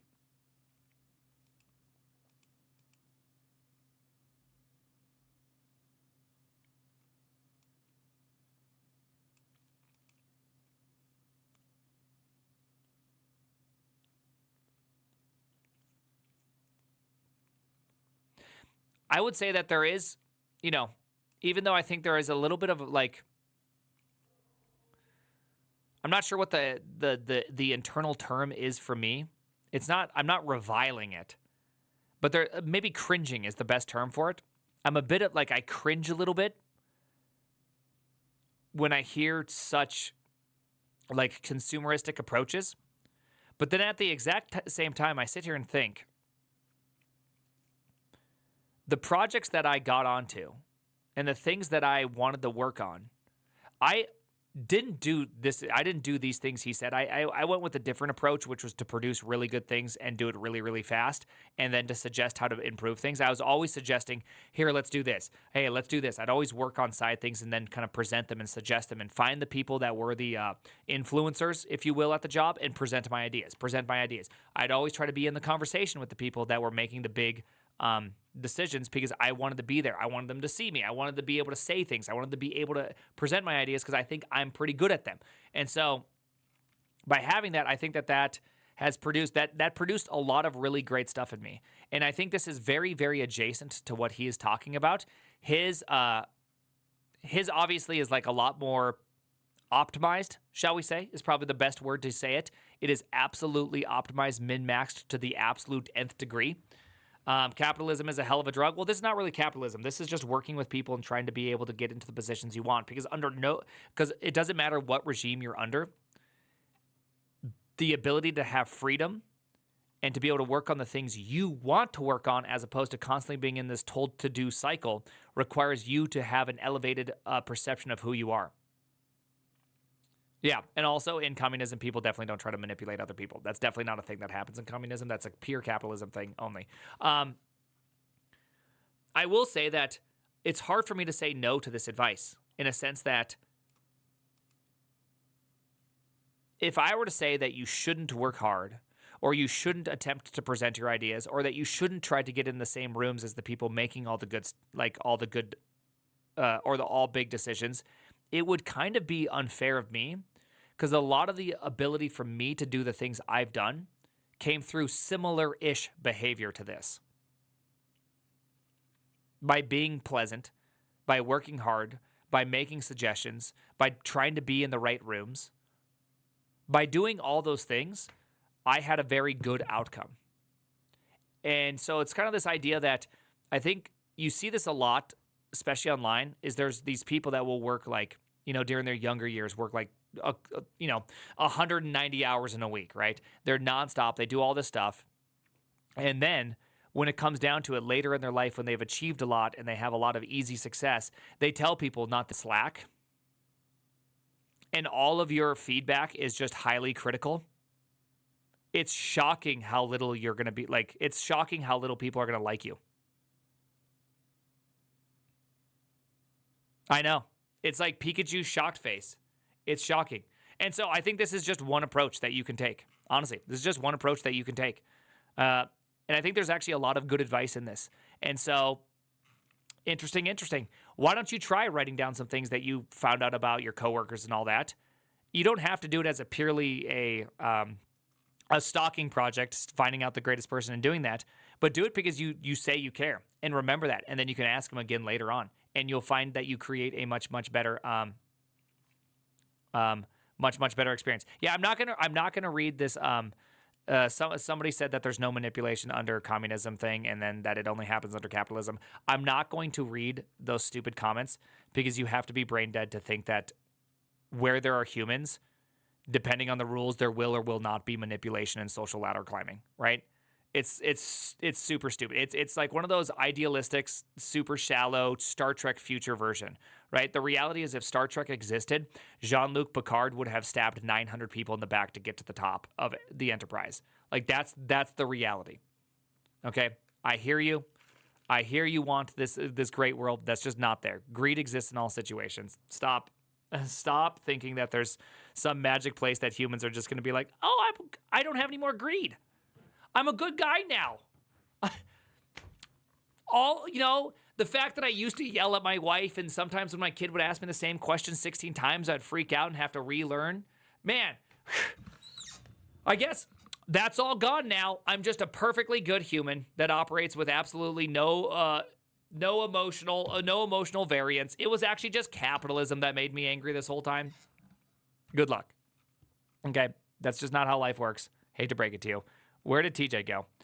There's also just this thing about turning your engineer brain into a useful tool for doing other tasks in life. Iterating on how to be better at these things is fine.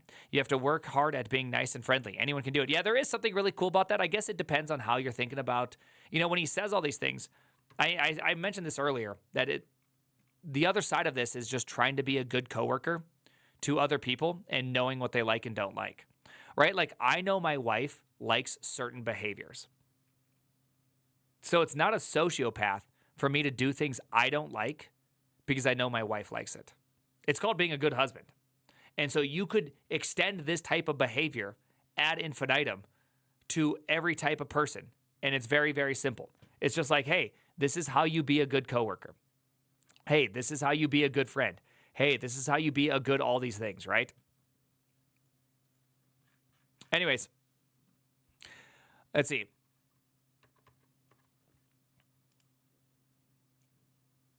Don't be nice because it gets you what you want. Be nice because it's the best outcome for everyone. I'd say both. I mean, that's the reality, is if you want something that's sustainable, most people aren't going to continuously sacrifice nonstop, right? Like, people are like, the reality is you will be nice and it will not be okay for you. And you're going to have to make that choice from time to time. Sometimes you got to do that. Being nice is not always the best outcome. It's true. Anyways, real advice is to make friends who will get on a call with you and play Balatro for 2 hours. That's true. Be handsome and attractive and don't be unattractive. That's actually one of the easier ways also, is lift weights. Exercise. Be attractive. Wow. Get a six-pack abs. I mean, I should listen to my own advice. My wife would really appreciate it if I listened to that advice, but I'm not going to. The name. You know what the name is. Oh, Jen. All right. Hold on. So what is Ludwig saying? Can someone link me the Ludwig posts? Can someone link me those Ludwig posts? All right, here we go.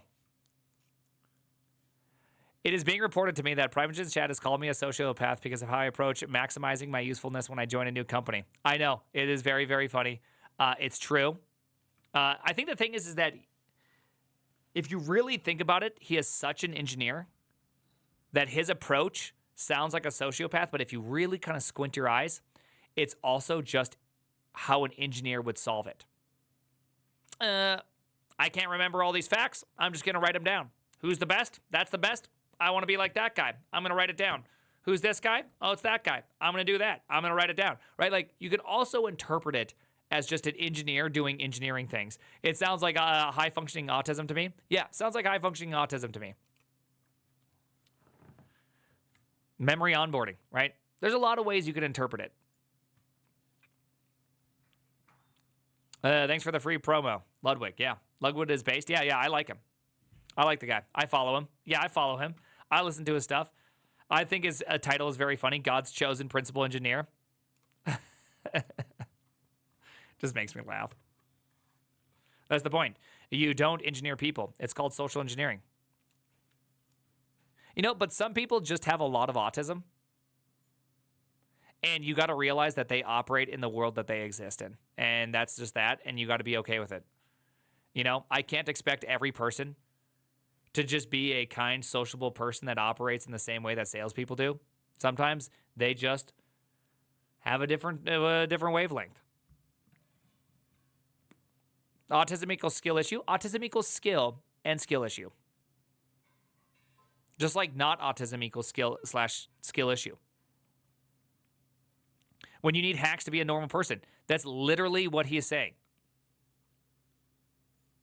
Autism is just a catch-all term. Of course it is. It's a great catch-all term. I like 780 nanometer as my wavelength. Yeah, it's actually called masking. Nautism and autism. I know. I don't know what everyone's big deal is. You just gotta live with it. There is one. Let's see. There is not one mention of autism in that post, though. You know, I'd say to the uninformed reader, there's not one mention of autism.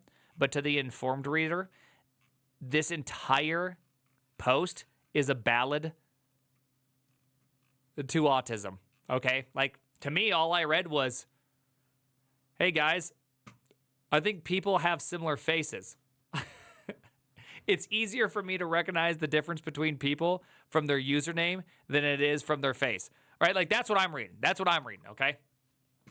I'm reading a different story maybe than you guys.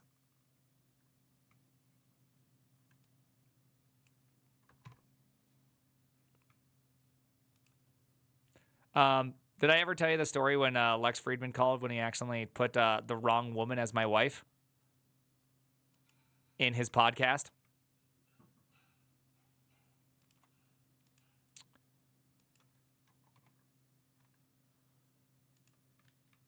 I call him up. I'm like, I think there's a problem.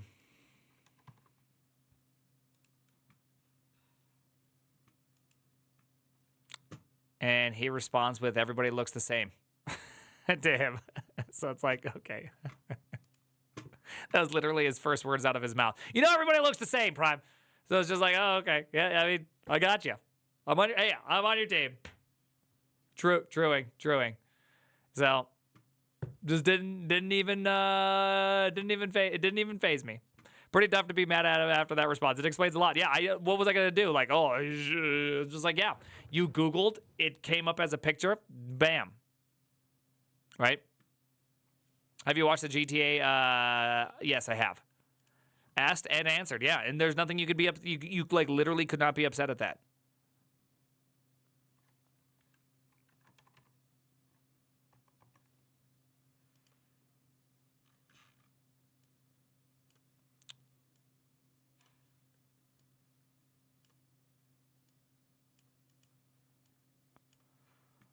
He's really curious about Towers of Mordoria. He just wants to know about Towers of Mordoria. Just let him know. Just let me know. I just want to see. He's just very curious. Wait, I really like your rice, Prime. Thank you. Let's overcomplicate some software. Mordoria. I recognize people by their clothes. Easy. Lex, from philosophical standpoint, everyone is the same. It's interesting. Don't you just like the wasted space on your top? I do. I'm getting a little bit triggered by this right now. I'm like a little bit triggered by this wasted space. But when I program like this. So I'm not sure if it's like actually a problem yet. Right? So I'm just curious if this is like, is this going to be a problem or is this not going to be a problem? I can't tell. I can't quite tell. And why did Hyperbar not work? Or Hyperpaper. Why is there not Rust Evangelism Strike Force? Why is it not running? What happened? Did I forget the set it? Like, what am I supposed to do here? Biggest waste of space I see is in the bottom right of the screen. Yeah, Twitter chat. TJ, that's kind of rude for you to talk about Twitter chat that way. Okay? You should not say that. You should not say that.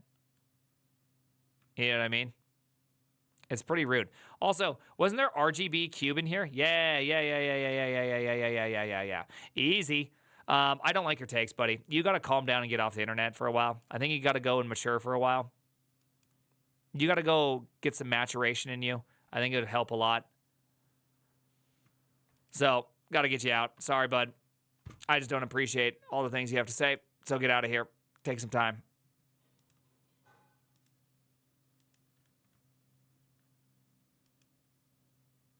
Every single ex-Netflix guy has been pitching a DSL.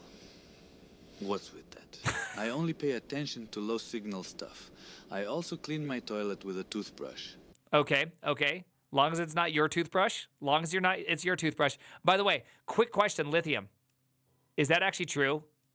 Where you're working, I'm not sure if people know where you work, so I'm not going to say where you work. Where you're working, nice job, TJ, for pinning that. Are you actually getting pitched DSLs? Are you getting pitched DSLs? If Lithium's still here, he might not be here. I did leave him on unread for a while.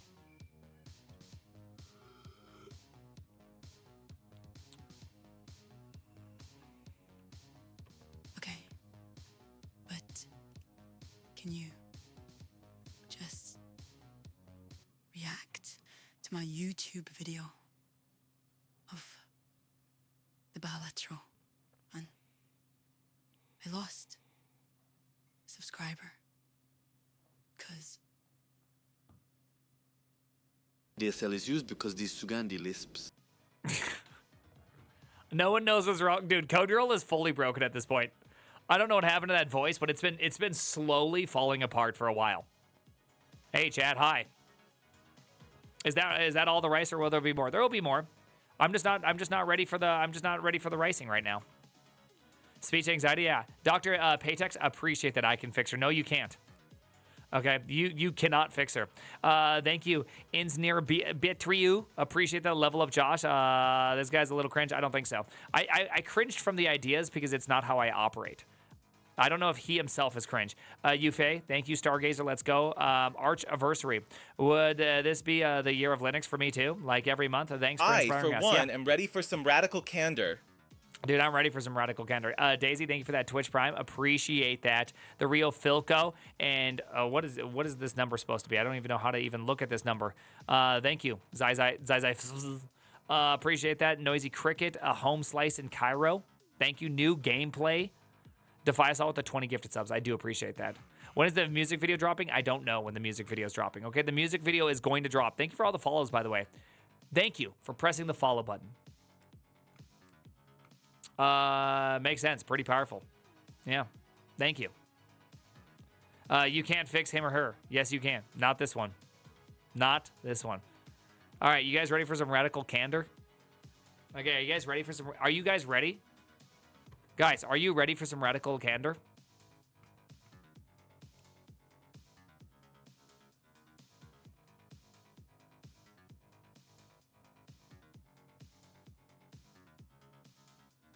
Okay.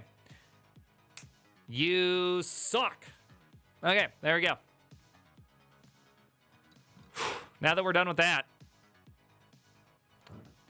and now that we're done with some radical candor, dude, so radical. You can radicalize my candor anytime. What the hell are you saying? Shut up.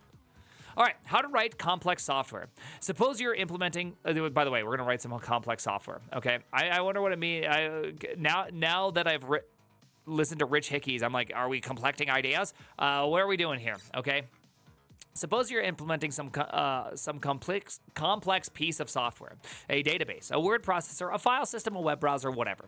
How do you get started? How do you actually organize the code? Easy. One file, start dumping crap in, get it up and running, start taking it apart afterwards. Easy peasy. Gather tech debt, reduce tech debt. Gather tech debt, reduce tech debt. Shh. That simple. Right? This post attempts to lay out the general method for approaching this problem with some specific techniques and guiding heuristics. Overview. The 10,000-foot view of what we'll discuss. Write some toy driver programs to find out what physical constraints of the solution space you're operating in. Start at the top of the stack. Usually it means the user interface or API. Implement your software in layers, where each layer peels off the minimum amount of logic possible and delegates all remaining complexity to the next layer. When coding a layer, define an API of the next layer down will be perfect. Domain-specific language to implement the current layer in. Stub out the layer as you go down. As the code. Oh my goodness. Stub out the layer down as you code the current layer. When the current layer is done, recurse and implement the layer down for real using the same method. Continue until you are done. Only implement mockable, abstract interfaces for parts of the code that do I/O. Everything else should be concrete.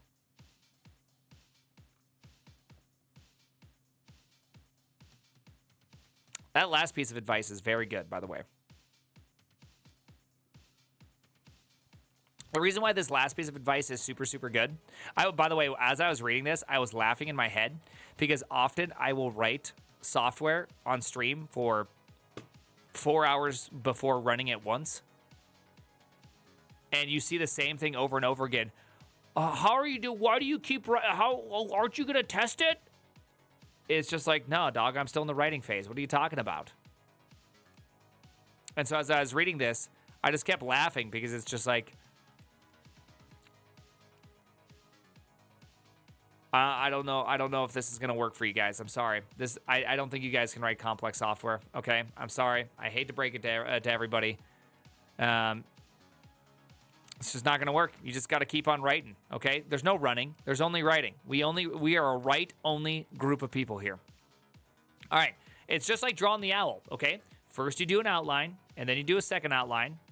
Below 10,000 line chunks you can develop a feature in. And the cleanness of that feature depends on the size of it.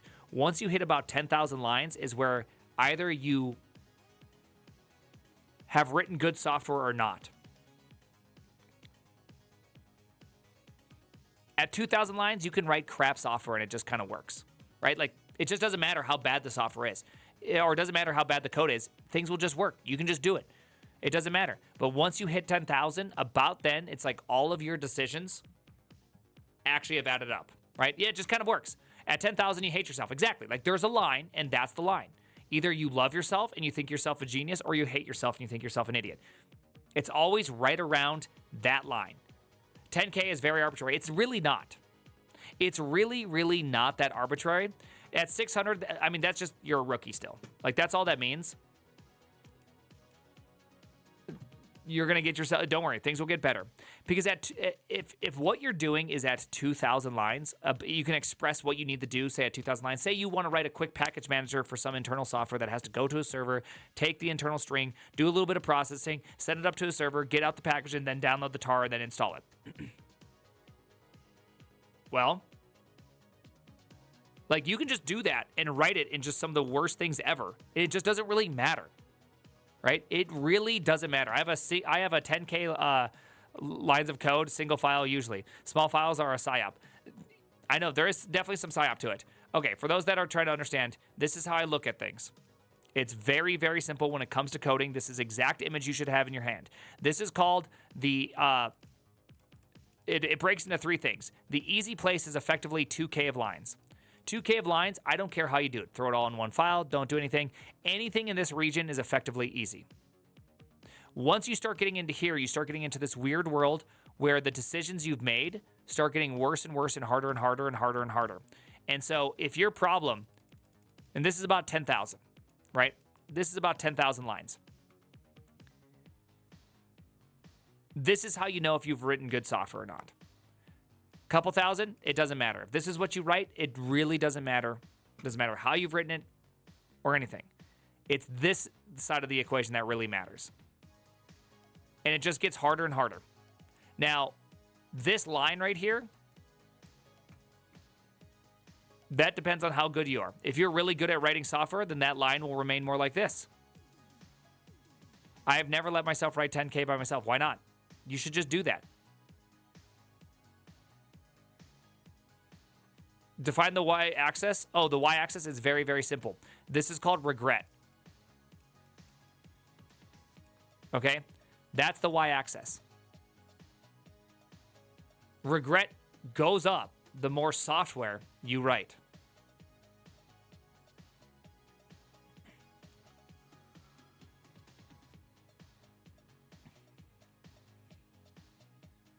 It's true. Is that debt? Yeah, it's a form of debt. My regret starts around 6 to 7. Yeah, your regret does start. It starts around 6 to 7, and it grows and grows and grows until it gets very, very high. I'm dead. I'm dead. What was that, Han? I'm dead. I've never seen a better analogy with regret built into. Yeah, it really is. It's just regret. It's truly regret. All right. All right. Minimal abstractions mean making changes will often involve mutating a lot of code. In total amount of code in the whole project is small, so it's fine. When working on large projects, one that is unavoidable tens or hundreds of thousands of lines of code, this strategy does not work. An abstraction and organization is needed. Exactly. It's a bunch of 10,000 line chunks is what it is.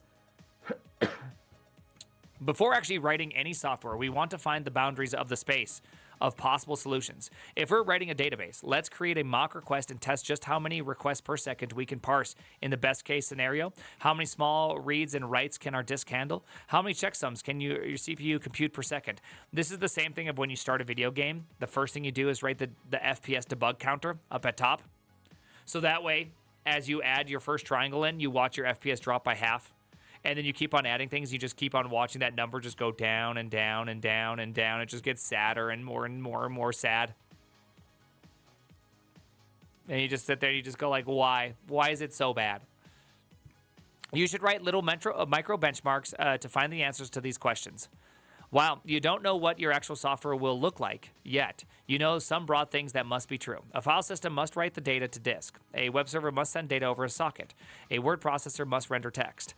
How those goals are actually accomplished is determined by the software, but you know they must be done, and you can often establish a priori bounds of your hardware. I'm not so sure about this last part. I don't know if this is really totally needed for a lot of these things. Like getting started, I probably wouldn't do this. Right? That's probably not the way I would start. Just to be real.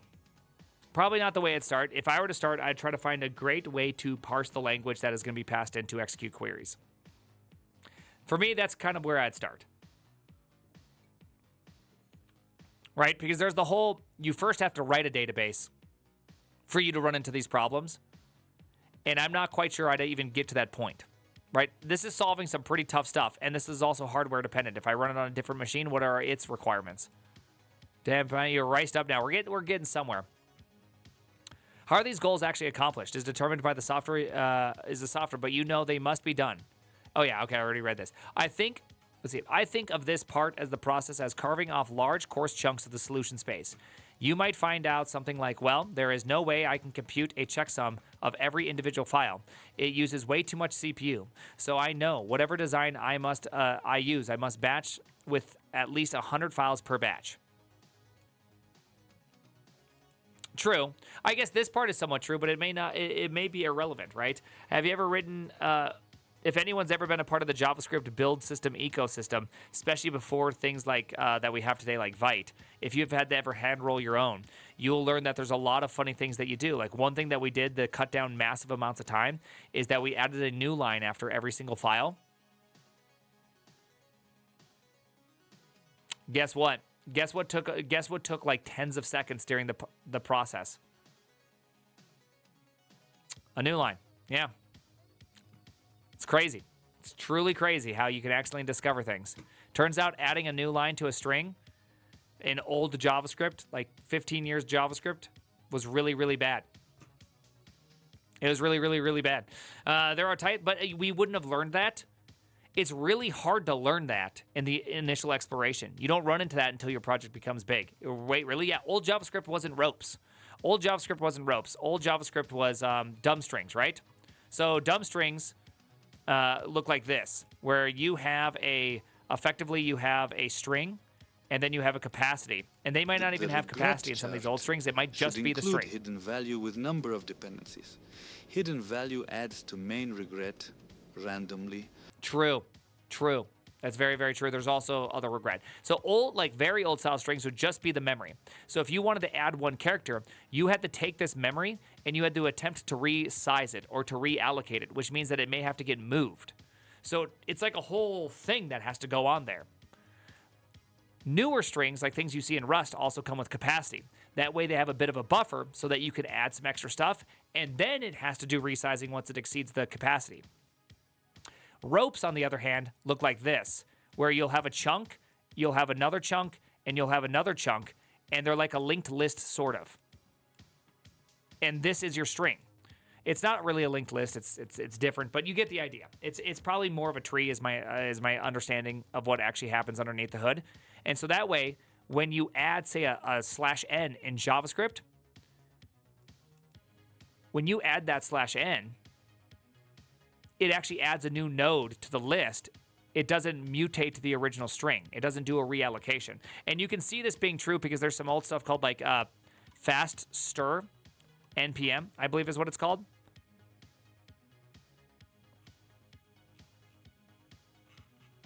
Let's see, hold on. Fast JSON npm. Is this the one? I wonder if this is the one. It's by, let's see. I know this is not it. Dang it. Anyways, all it did, and this was old JSON. All it did was go like this. Number to, oh, wait, it's flat string. Flat string. Flat stir. Oh my gosh, I did slat stir. It's flat stir. Flat stir. There we go. Flat stir. That's what it is. So flat stir was this old thing. Wow, 1.3 million weekly downloads. That's insane. All it did, right? All it does is cast it to a number, or at least that's what it used to do. Okay, now it does that. It casts it to a number. It casts it to a 32-bit signed number. That's it. And the reason why it does this is what JavaScript will do is it will actually take your string and create it into an unroped string.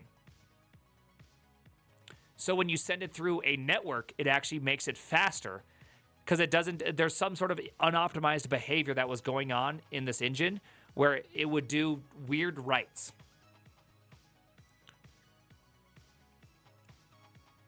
Right. So there you go. That's it. Sorry, everyone, for making your day a little bit worse. Or better. No way that's still true. I don't know if it's still true or not. Like, that's the worst part is I actually don't know if it's true or not. I don't know. I honestly have no idea. You'd have to check it out.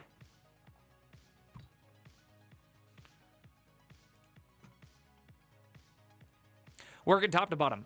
Trap some engineers fall into this view of software is called directional acyclic graph, a DAG, of components that depend on each other. And the natural place to start developing software is the components with no dependencies. For example, consider a word processor. The UI depends on a layout engine. The layout engine depends on the text to data representation. The text data representation depends on the file format, so the engineer will start implementing their word processor by coding the file format first. After all, it can be coded, tested, completed without any other component. Then they move up the stack to the text data representation, then the layout engine, then finally the UI. The advantage of this method is you never have to stub out anything. You never have to write mocks, etc. The disadvantage is huge, though. You're locking yourself into a design before you have written the software. When you're implementing one layer, you're guessing at what API the layer up is going to need and implementing that. You know, this is actually such a good observation. I literally just got done doing this. If I erase this, go to here, unfull screen this, and hit it with the old love test UI. This right here, I wrote this thing so we could play the card game right here. And I wrote the original card because the UI for it is separate from the actual data class, right? There's the UI that operates on top of the underlying hands. That way all these animations and everything, they're actually state-based operations. So you can give me a state and I can keep on going from there. Everything is replayable. And I started actually at the bottom, and the bottom was the deck itself. And when I got done doing that, when I went to the UI, it turns out my entire interface was completely wrong.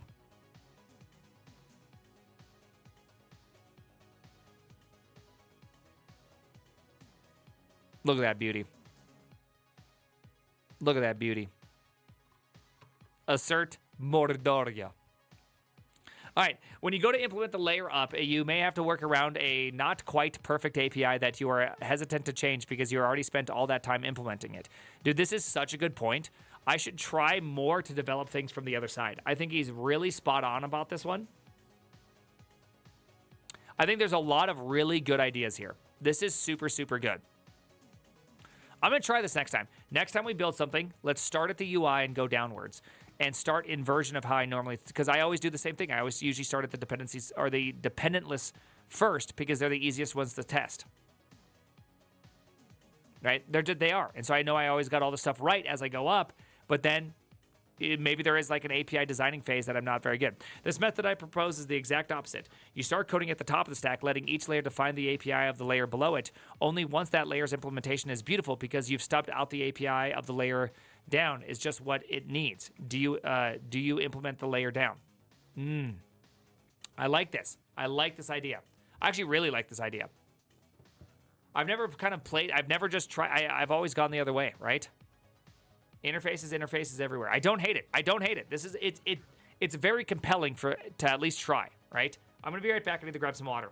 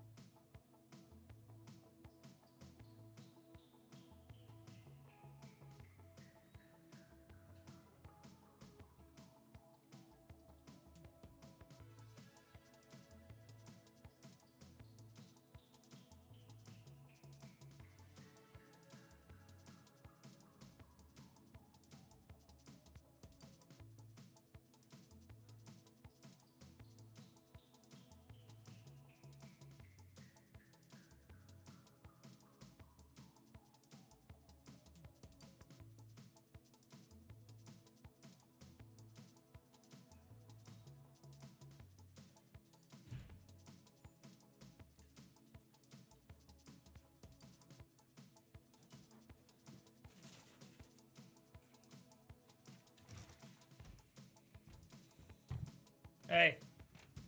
Thanks, mate. Hey, mate. Update the article? Yeah. Hey, dog. Hey. Hey. Doggy. Oh, why are you being... Yeah. I know. Yeah. I know. All right, dog. Hi. All right. You. Hey, you. Hey, you. All right, now we gotta do the thing. Are you ready for the thing? Are you ready? Are you ready? And out.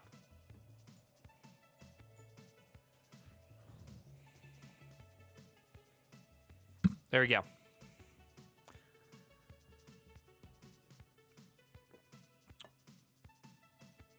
Indy, here.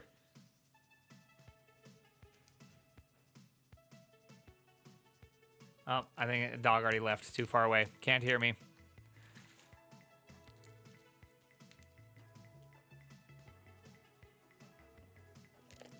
Good dog.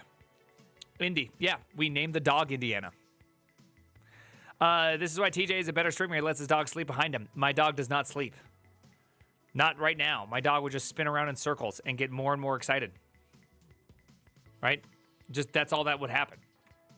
All right. All right, another advantage of this method is that you always have semi-working software. You always have a UI to show the boss or an API to show another team that can start testing against.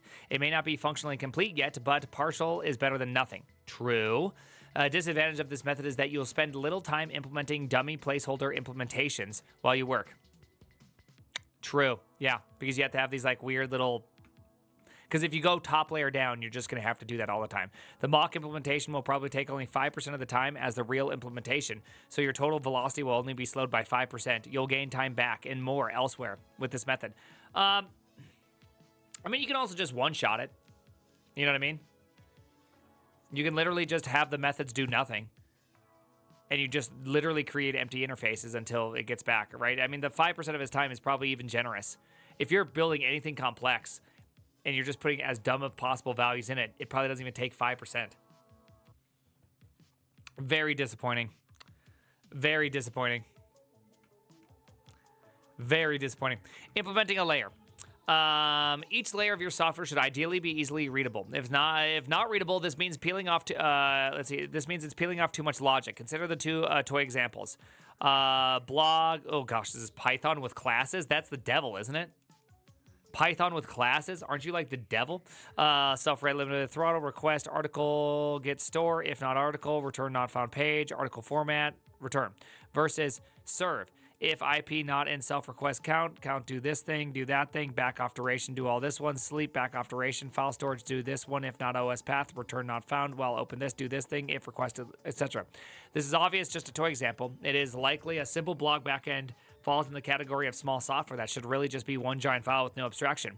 The point is this example is to demonstrate what I mean by peeling off complexity. Most people do this wrong, though. They start by implementing a complex ladder example and only later refact it into abstractable simple forms. The right way to do this is to code simple version first. Code it that way before you have implemented rate limiter and article store or whatever. Just imagine they exist as, oh my goodness.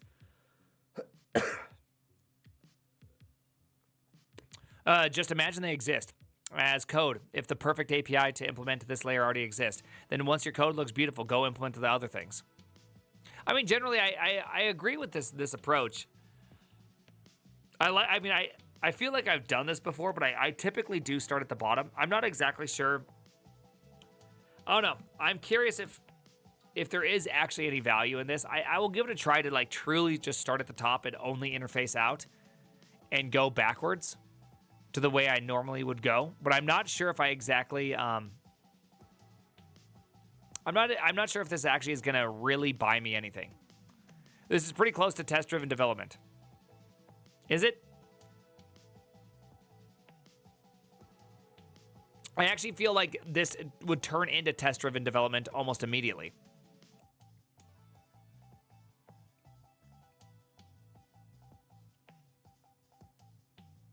You know what I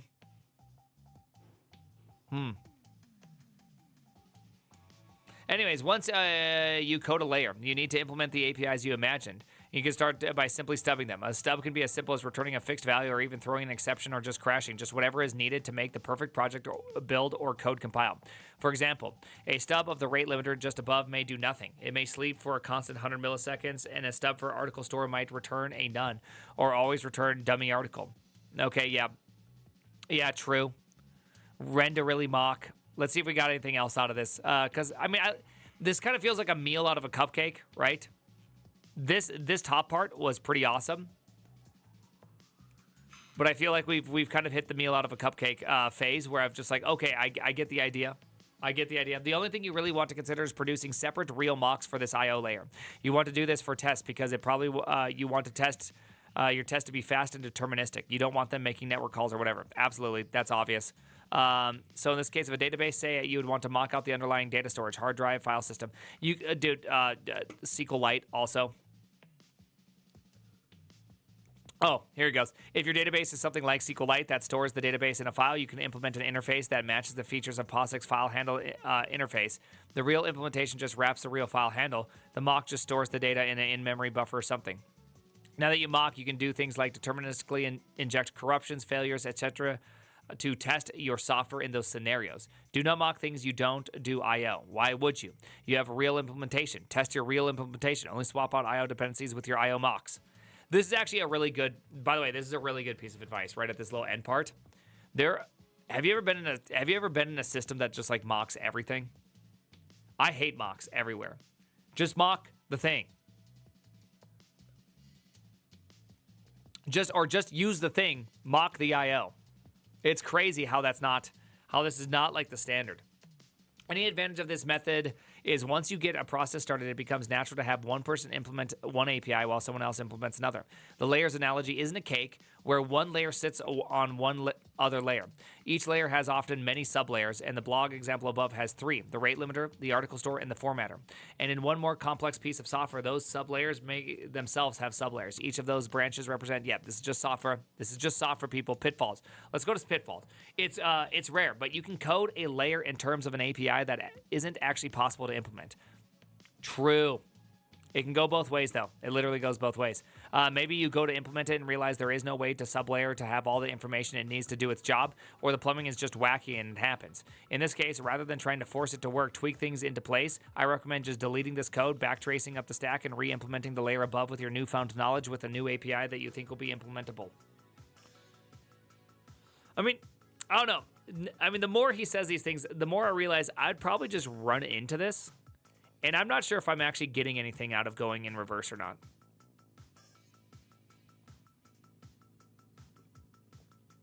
I'm not sure if there's actually any value. The more I think about it. Man, my mind's changed so fast. Look at this. Look at me change so fast at this point. Right? No hard and fast rule.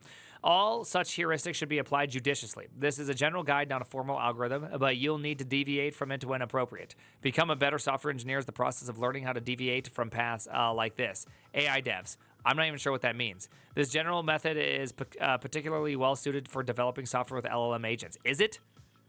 This seems like the opposite approach, since it's kind of a general flow chart that chunks up work nicely to fit into context windows, etc. If someone makes an LLM agent that writes software with this method, let me know. I'd love to see it. I kind of feel like this is like where AI is really, really bad at, because it just does things with no regard to any layer. I'm a bit confused by this last point because it's actually like the opposite. AI's like, you need to read from you need to make a network request. Psh, I got you. Don't worry. We're going to fetch right in the middle of this thing. I got you. Doesn't make any sense. AI bullshit. AI is highly regarded. Absolutely. He's saying that you design the API and tell the AI to implement it. Yeah, I'm not really sure if that's possible, right? I'm just throwing that out there. It gets really hard because then when the AI implements it, you have to do it. You have to do it again. You have to undo everything and then re-implement a new API for it because you got more sublayering that's going on. I'm not quite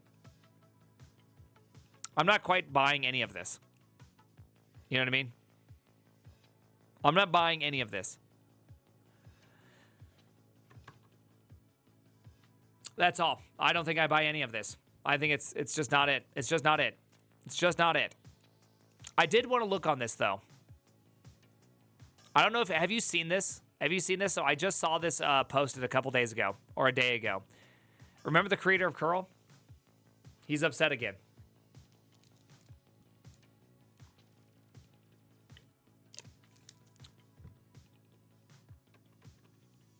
You're right. AI is a game changer. I am. I'm accepting the facts. AI is a game changer. It's creating a world in which there is a lot more work to do. It's pretty awesome. I accept it. I'm totally on board. Don't worry. No one's arguing with you here. Nobody is arguing with you.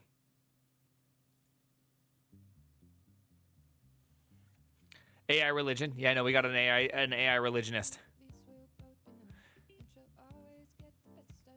The issue with scaling and technical debt are going to be great in a few years. It's going to be a magical moment. We're gonna enter into a world of magic.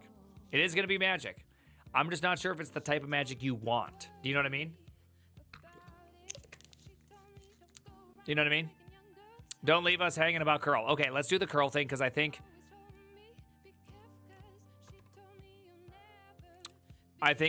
oh my gosh. Elquanimi. Oh man, you know what the worst part is I don't have my alerts on while doing this. I don't think it's gonna make the gunshot.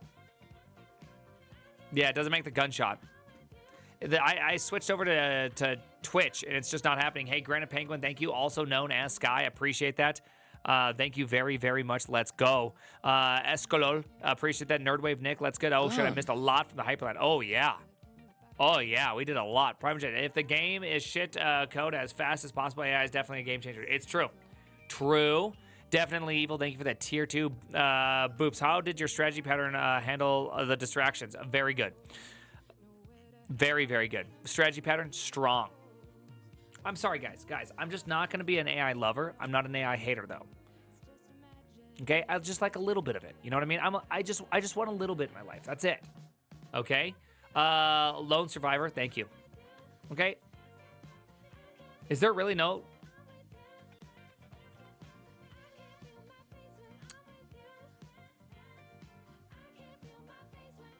All right. I just like a little bit, you know what I mean? I'm like a normal person. I just want something that works and I want to be able to rely on it. And if I can't rely on it, it's really hard for me to like want to keep on doing something. Okay, it's working now. I just saw it. Okay, well, apparently nothing's working here. Oh, we're back. Okay. How much would you suggest using AI while learning from 0 to 1? That's so hard to answer. I mean, honestly, it's a truly hard question to answer in the sense that what are you learning and how are you using it? What part of learning to write software is struggle?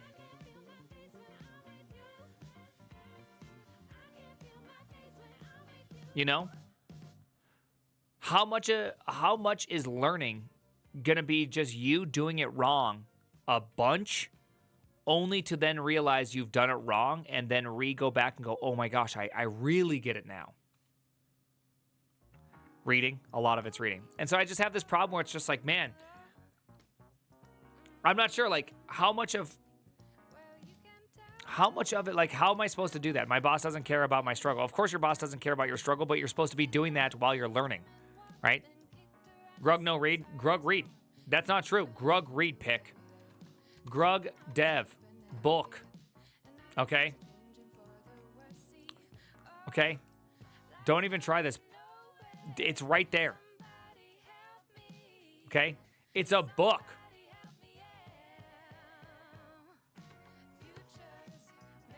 Right? Hey, thank you very much for all the subs. Grug no read, Grug read. Caught in 9K. I know. Caught in unlimited K. Caught in vector. Caught with vector graphics. Added Grug to my reading list. Yeah, I want to read it. AI utility proportional to the prompt engineering skill. I don't know about that either. I think there's some of that's true. But again, I don't think you're right.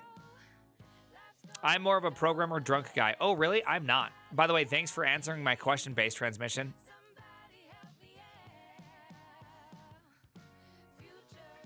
Okay. I don't think you ever answered. I don't get prompt engineering. That's because prompt engineering requires you, like true prompt vibing requires you to just never look at code, which I think a lot of people who know how to code think that that's ridiculous, right? Right? Right? Ketamine therapy is amazing. Okay, interesting. Damn your memory. Yeah, I know. Called out again, I know. Dude, he's getting double called out.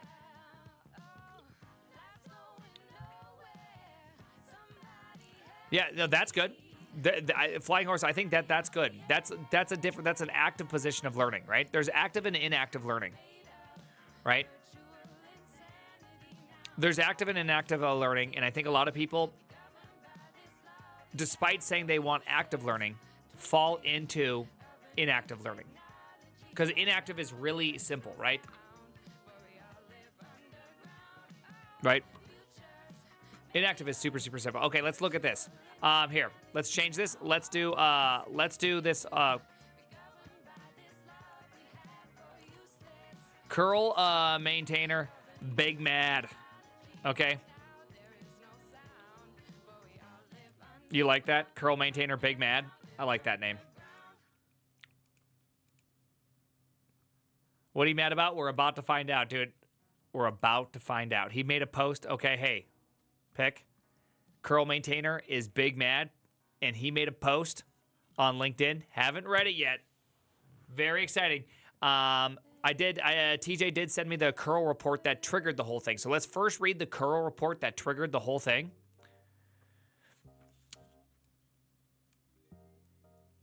Right away, I can see something right off the rip. This is another exploit being reported. For those that don't know the world that Daniel has had to go through, it effectively looks like this. Every day, somebody makes an automated LLM-generated exploit problem. They have to spend time discovering if it's true or not. Then they learn that it's not true. And then they learn that it's all fake. The APIs are made up, and it's awful. Oh, this guy's talking to an AI? Yeah, we've seen this multiple times with them. Now, I think he's gotten really upset. So let's look at the one that finally triggered him over the edge. All right. So he receives this one, HTTP3 stream dependency cycle exploit. Penetration testing report, HTTP3 stream cycle dependency cycle exploit. So this obviously sounds very, you'd have to like jump up and be like, crap, I gotta fix this right away. A novel exploit leveraging system dependency cycles in HTTP3 protocol stack was discovered, resulting in memory corruption and potential denial of service or remote code execution scenarios when used against HTTP3 capable clients such as curl, tested on version 8.13.0. This report details practical proof of concept, required environment setup, attack execution, and crash analysis. Okay, so if you were to just read that,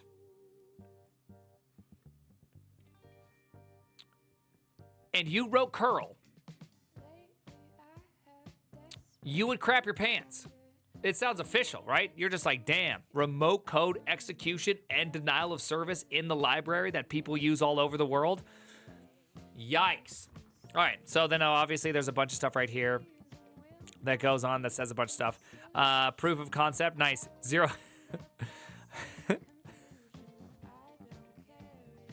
Hexadecimal numbering is insane.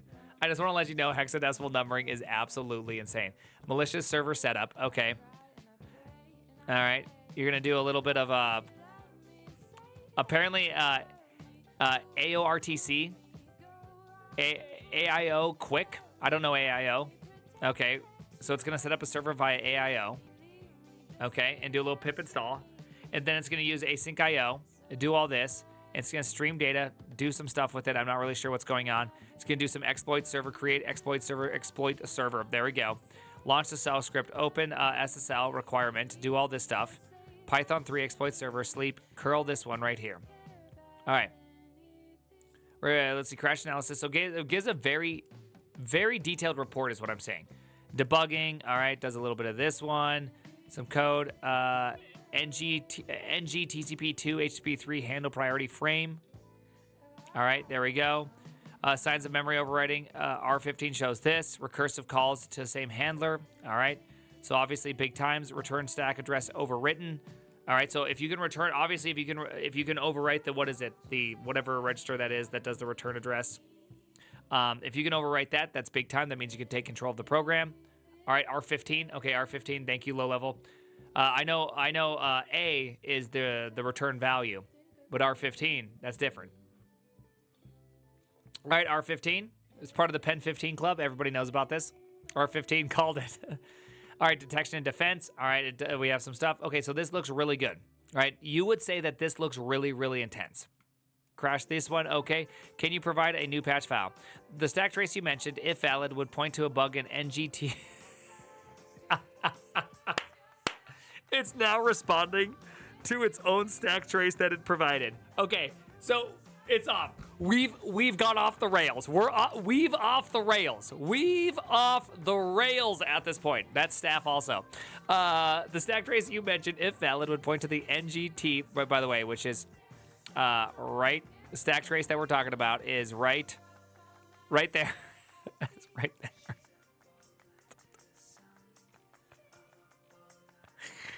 The hardening recommendations you mentioned do not apply to curl itself, as far as I can tell. This report and your other one seems like an attack on resources to handle security issues. Either make precise arguments without involving AI slop. Oh, whoopsies, I jumped ahead. Oopsies, no, I didn't. Oh, yeah. Oh, nice. Oh, okay, this is curl staff. Sorry, I misread this. This is not weave. My bad. Joke's off. Everybody, this is joke's off. Okay, my bad. Okay, this is actually the response by... this is not a response by evil. Okay, so it's saying, okay, it's in none of these things. This is just AI slop stop. Recursion at this one right here. There's no function named, by the way, this is Daniel. So this is the lead maintainer of curl. In the current NG TCP2 or NG HTTP3, please clarify what you're talking about. Which version of NG TCP2 and NG HTTP3 did you find a problem in? I call this AI slop. Let's show off how these reporters work. So we must be missing a little bit of stuff right here. Wow. Okay, so again, think about this for a second. I just want you to think about this. Someone got something that looks like a very official report right here, pasted it in the curl thing, and then not one, Jim, not just Jim, but also Icing, and the lead maintainer, Daniel, all had to spend time trying to understand what happened. One report, 3 people's time.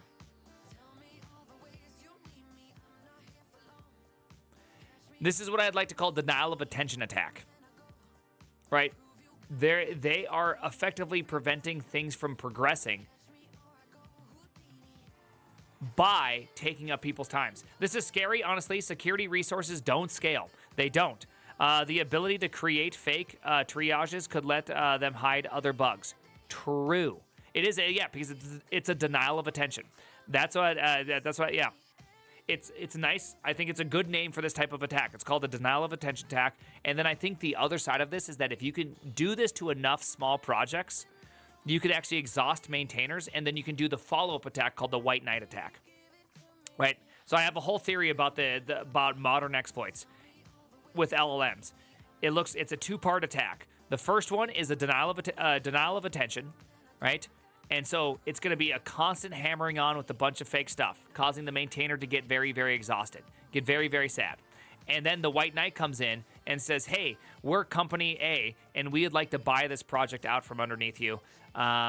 Here we go. We're going to White Knight, don't worry. Or this could be just like a really activist maintainer that comes in and is able to be really, really nice and is like helping triage a bunch of issues and is able to do stuff. This is effectively the Jayatan playbook, right? The Jayatan playbook or the Polykill playbook is that first, you destroy their ability to operate. Second, you have the White Knight come in and re-get things back on order. They get more and more permissions, and boom, they can exploit your users.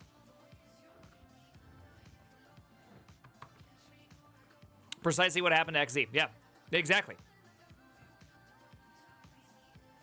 And then you finish them off with the old Jayatan. So anyways, this is kind of terrifying. So now Daniel gets on LinkedIn and finally gets angry enough that he posts on LinkedIn. So let's find out what happens when you post on LinkedIn. All right, that's it. I've had it. I'm putting my foot down on this craziness. Every reporter submitting security reports on HackerOne for curl now needs to answer this question. Did you use an AI to find the problem or generate this submission? If they do select it, they can expect a stream of proof of actual intelligence follow-up questions. We now ban every reporter instantly who submits reports we deem AI slop. The threshold has been reached. We are effectively being DDoSed. If we could, we would charge them for the waste of our time. We still have not seen a single valid report done with AI help. Think about that. They've literally received hundreds of reports. Not one That's great. Like, hopefully there's something in there that kind of tickles your mind and makes you go, well, wait a second. What? Wait, what? I understand that AIs have PhD level intelligence, but sometimes the smartest people are also the stupidest. Okay, so just letting you know, it doesn't always work out. You got mad. Yeah, he's mad. The latest one really pushed me over the limit. That's the one we just got done reading. How much are these are you seeing a month? Oh, this is a great question. I'd really love to see this. And what was the reporting rate a couple years ago? Are these kids playing around, or is it weaponized DDoS against security defect reporting and response industry-wide? I was hoping to see a response from him because it'd be super cool to actually see the response from this one right here, which is like how fast, like how much more issues are happening. Because here's the big problem, is that any of these software such as curl, they typically are good citizens, and so there's some sort of reward, right? At the end of this gravy train. You find a bug, you find an exploit, you get the dollar bills, right? And so what does this do? Well, it creates a corrupt incentive. Corrupt incentives, or shall we say, it's not a corrupt incentive, it is an exploitable incentive. So all you have to do is find things that people haven't found. And if you can do this on mass scale, you get mass money. It's a purely scalable activity. If you could go from finding 1 to 100 of them, you literally increase your dollars from 1 reward to 100 rewards. It's a very linear growth. So if you can get AI to find these fast, then you make a lot of money. Naturally, this will become instantaneously exploitable by something that can look like a human speaking. Yes, there's basically no punishment for submitting false reports, so there's absolutely no risk. But there is a huge upside if you get it. Right? It's like Bitcoin mining. You can be wrong all you want, and then one time you're right, you get some Bitcoins.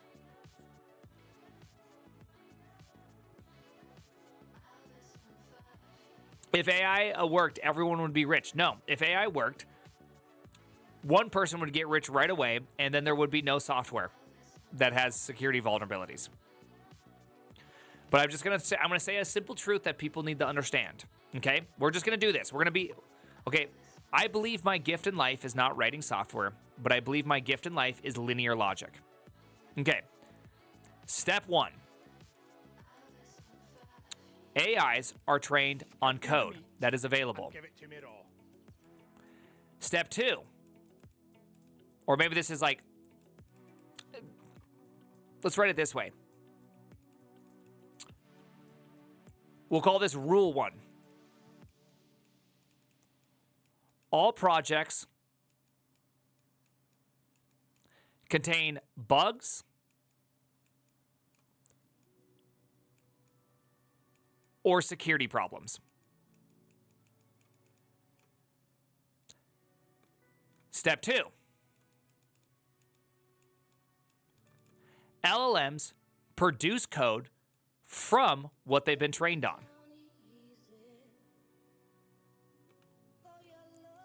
Step 3. ...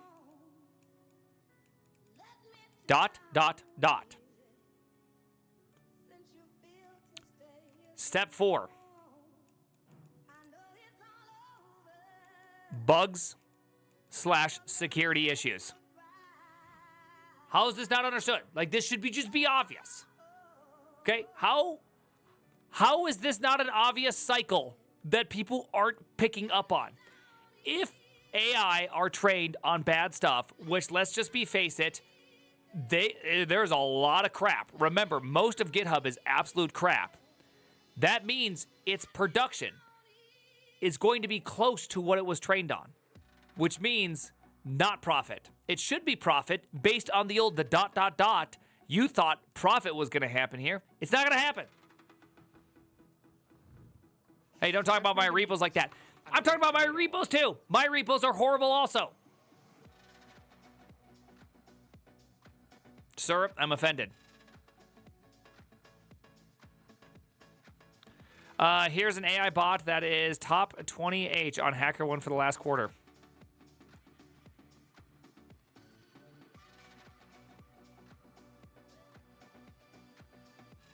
Nice.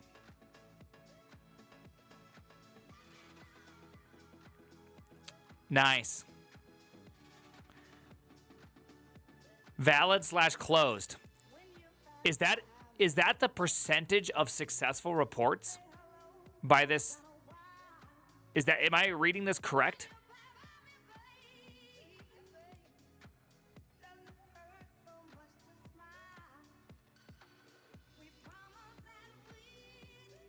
Wow, Walt Disney must suck. 0 out of 3, 1 out of 1. 1 out of 4. 2 out of 5. I guess I don't know what this is a horrible interface. 0 out of 8. 0 out of 2. 0 out of 1. Dude, this is dude, there has to be a better interface than this. Valid reports include resolved and duplicate of resolved. Oh. What is signal?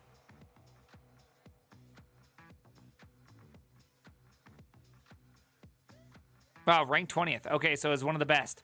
This guy's one of the best out there. One of the best out there. xbow.com. Well, let's find out what xbow is all about. Nice. Give me the meat and give it to me raw. Nice. xbow autonomously finds and exploits vulnerabilities in 75% of web benchmarks. xbow, bow west, crossbow. Okay. It's pretty interesting to see this. I mean, it's super interesting to see this, that they're definitely doing things. Yeah, look at the streaks. I think your streak should probably have something to do with also. I'm curious, like, what's the percentile? Average reputation is really high. Interesting. Okay, well, their signal is really high. Quick math, but wrong math. Can you put the link in? Giving or real work to devs. 75% false positive, it finds. From all the Disney quotes. They obviously did a really good job with Disney. But all this is really, really interesting in the sense that, I mean, I'm just shocked that this is like, how does this not get you a negative? Like, how does this earn you near this one right here, right? Right, like, look at that. That'd be a worthless one. Wow, I didn't even know about this. His name's Evil what? Evil Engine X, effectively. Does this work? Can I look up this, guys? All right, this signal is really bad. But look at this. This guy's look at all these solved things. Like, look at this. This is a lot of reporting going on.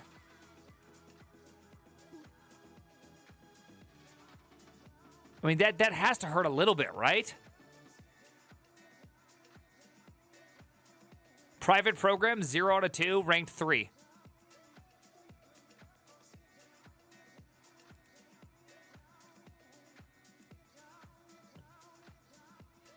One out of 27. Dude, imagine that. Think about how much stuff had to go out there. This is kind of crazy. I've never even knew about this. Starbucks China? I think the valid ones are the ones they get payouts on. A valid report resolved and duplicates of resolved. Valid reports include resolved and duplicates of resolved. I don't see anything about being paid out from it. It just says resolved and duplicate of resolves. China. Starbucks China. Crazy. Okay, well, if that is what we're seeing, then it does look like this is the worst UX ever. Yeah, there's not a lot of description on what we're trying to look at. But it does look like it's pretty bad. Iki, I'm more likely to not use AI when debugging someone else's code, when comparing to when I debug my own. Piss. I am an undergraduate CS student in second semester freshman year. Okay, nice. Well, good luck, programming beginner. Piss. Yes, he did say piss. Piss. Quit now. Base transition. I don't like super negative people. Okay, you should know this by now. Okay, send a message of sorry through the unban system. We're not gonna do that. Not gonna do it around here. Not gonna do it around here. This better be good or you're banned too, buddy. Oh, dude, what are you doing? Okay, I'm banning you. You're dead. You're out of here.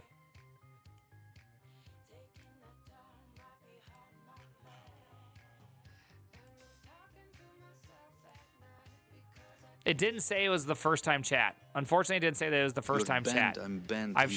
Apparently, this has been banned. changed. Love We're that. all Positivity is a banned. big thing. Yeah. You got it. We're all banned. You got it. Unfortunately, it used to say first time chatter, and so I didn't see that this was first time chatter. Right? You know what I mean? Anyways, okay. Hey, thank you. Hey, Big Gay Mikey, appreciate that.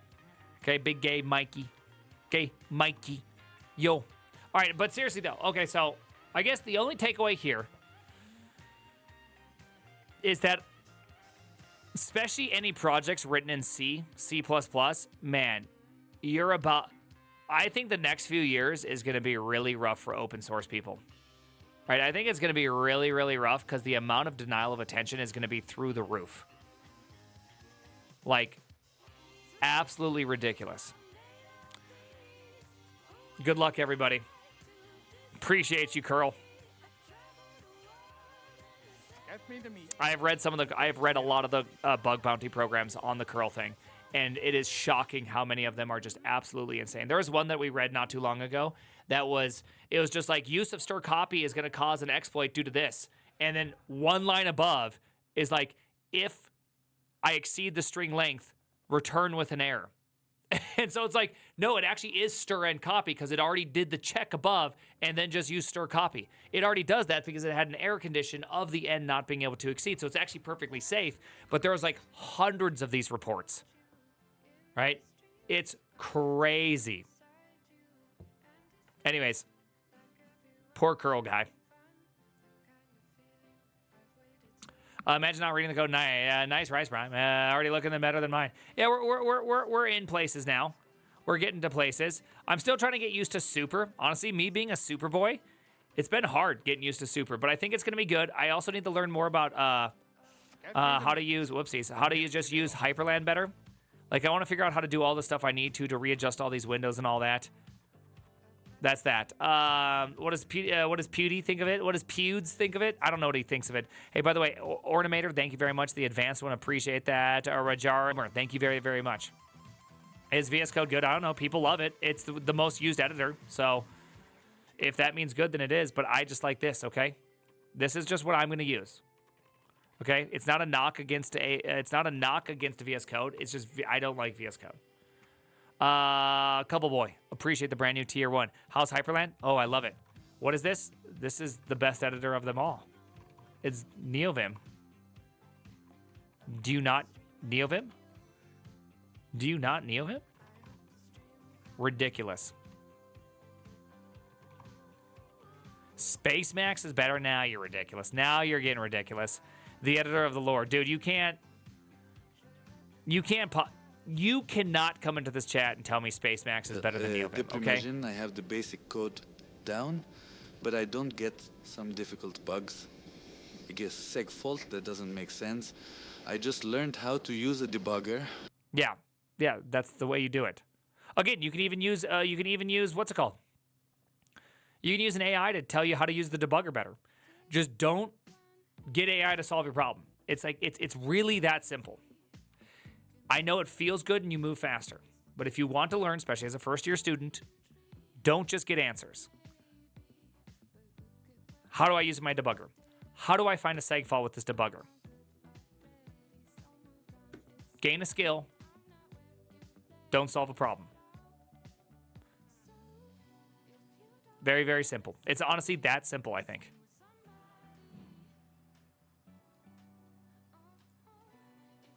Cinema. Nano is the best. Nano is not the best. Hit all the buttons. Heap overflow aware. It's essentially a big database to poke knowledge. Yeah, use it as such. Yeah. Whose voice are you using for the TTS? Boris. 11 Labs. Sorry, Pico's the best. No, it's not. No, it's not. All right, people. Let's go off and let's do this. We'll do some ricing tomorrow. You guys want to do some ricing tomorrow? All right, who are we raiding today? I do want to raid S-Van at some point again. I like S-Van. Who do we raid today? Light mode? Oh, it's just because it keeps logging me out and then it unchanges my theme. I don't know what to do with that. Like, what do you want? It just changes my themes, okay? I don't get a lot of options here, okay, buddy?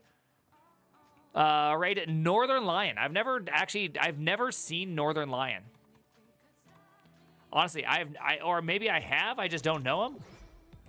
Sure. I've heard that name a cajillion times. So let's do Northern Lion. Right? I don't know, and I don't know Northern Lion, so let's do it. I get to meet new people. Meet new people, very fun. Meet new people, lots fun, right? Bye, everybody. The streamer. Yeah, I don't know him. Good night. Good night, everybody. Love you guys. Tomorrow, do you want to do some ricing? Ricing or coding tomorrow?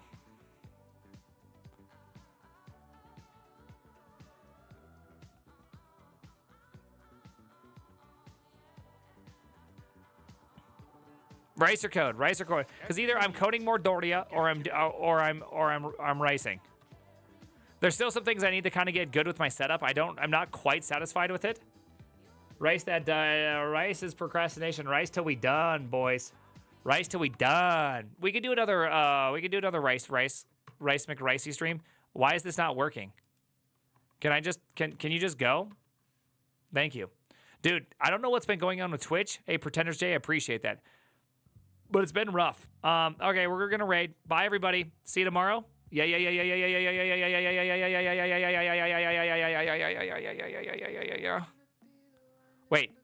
Wait, are we raiding? Raid.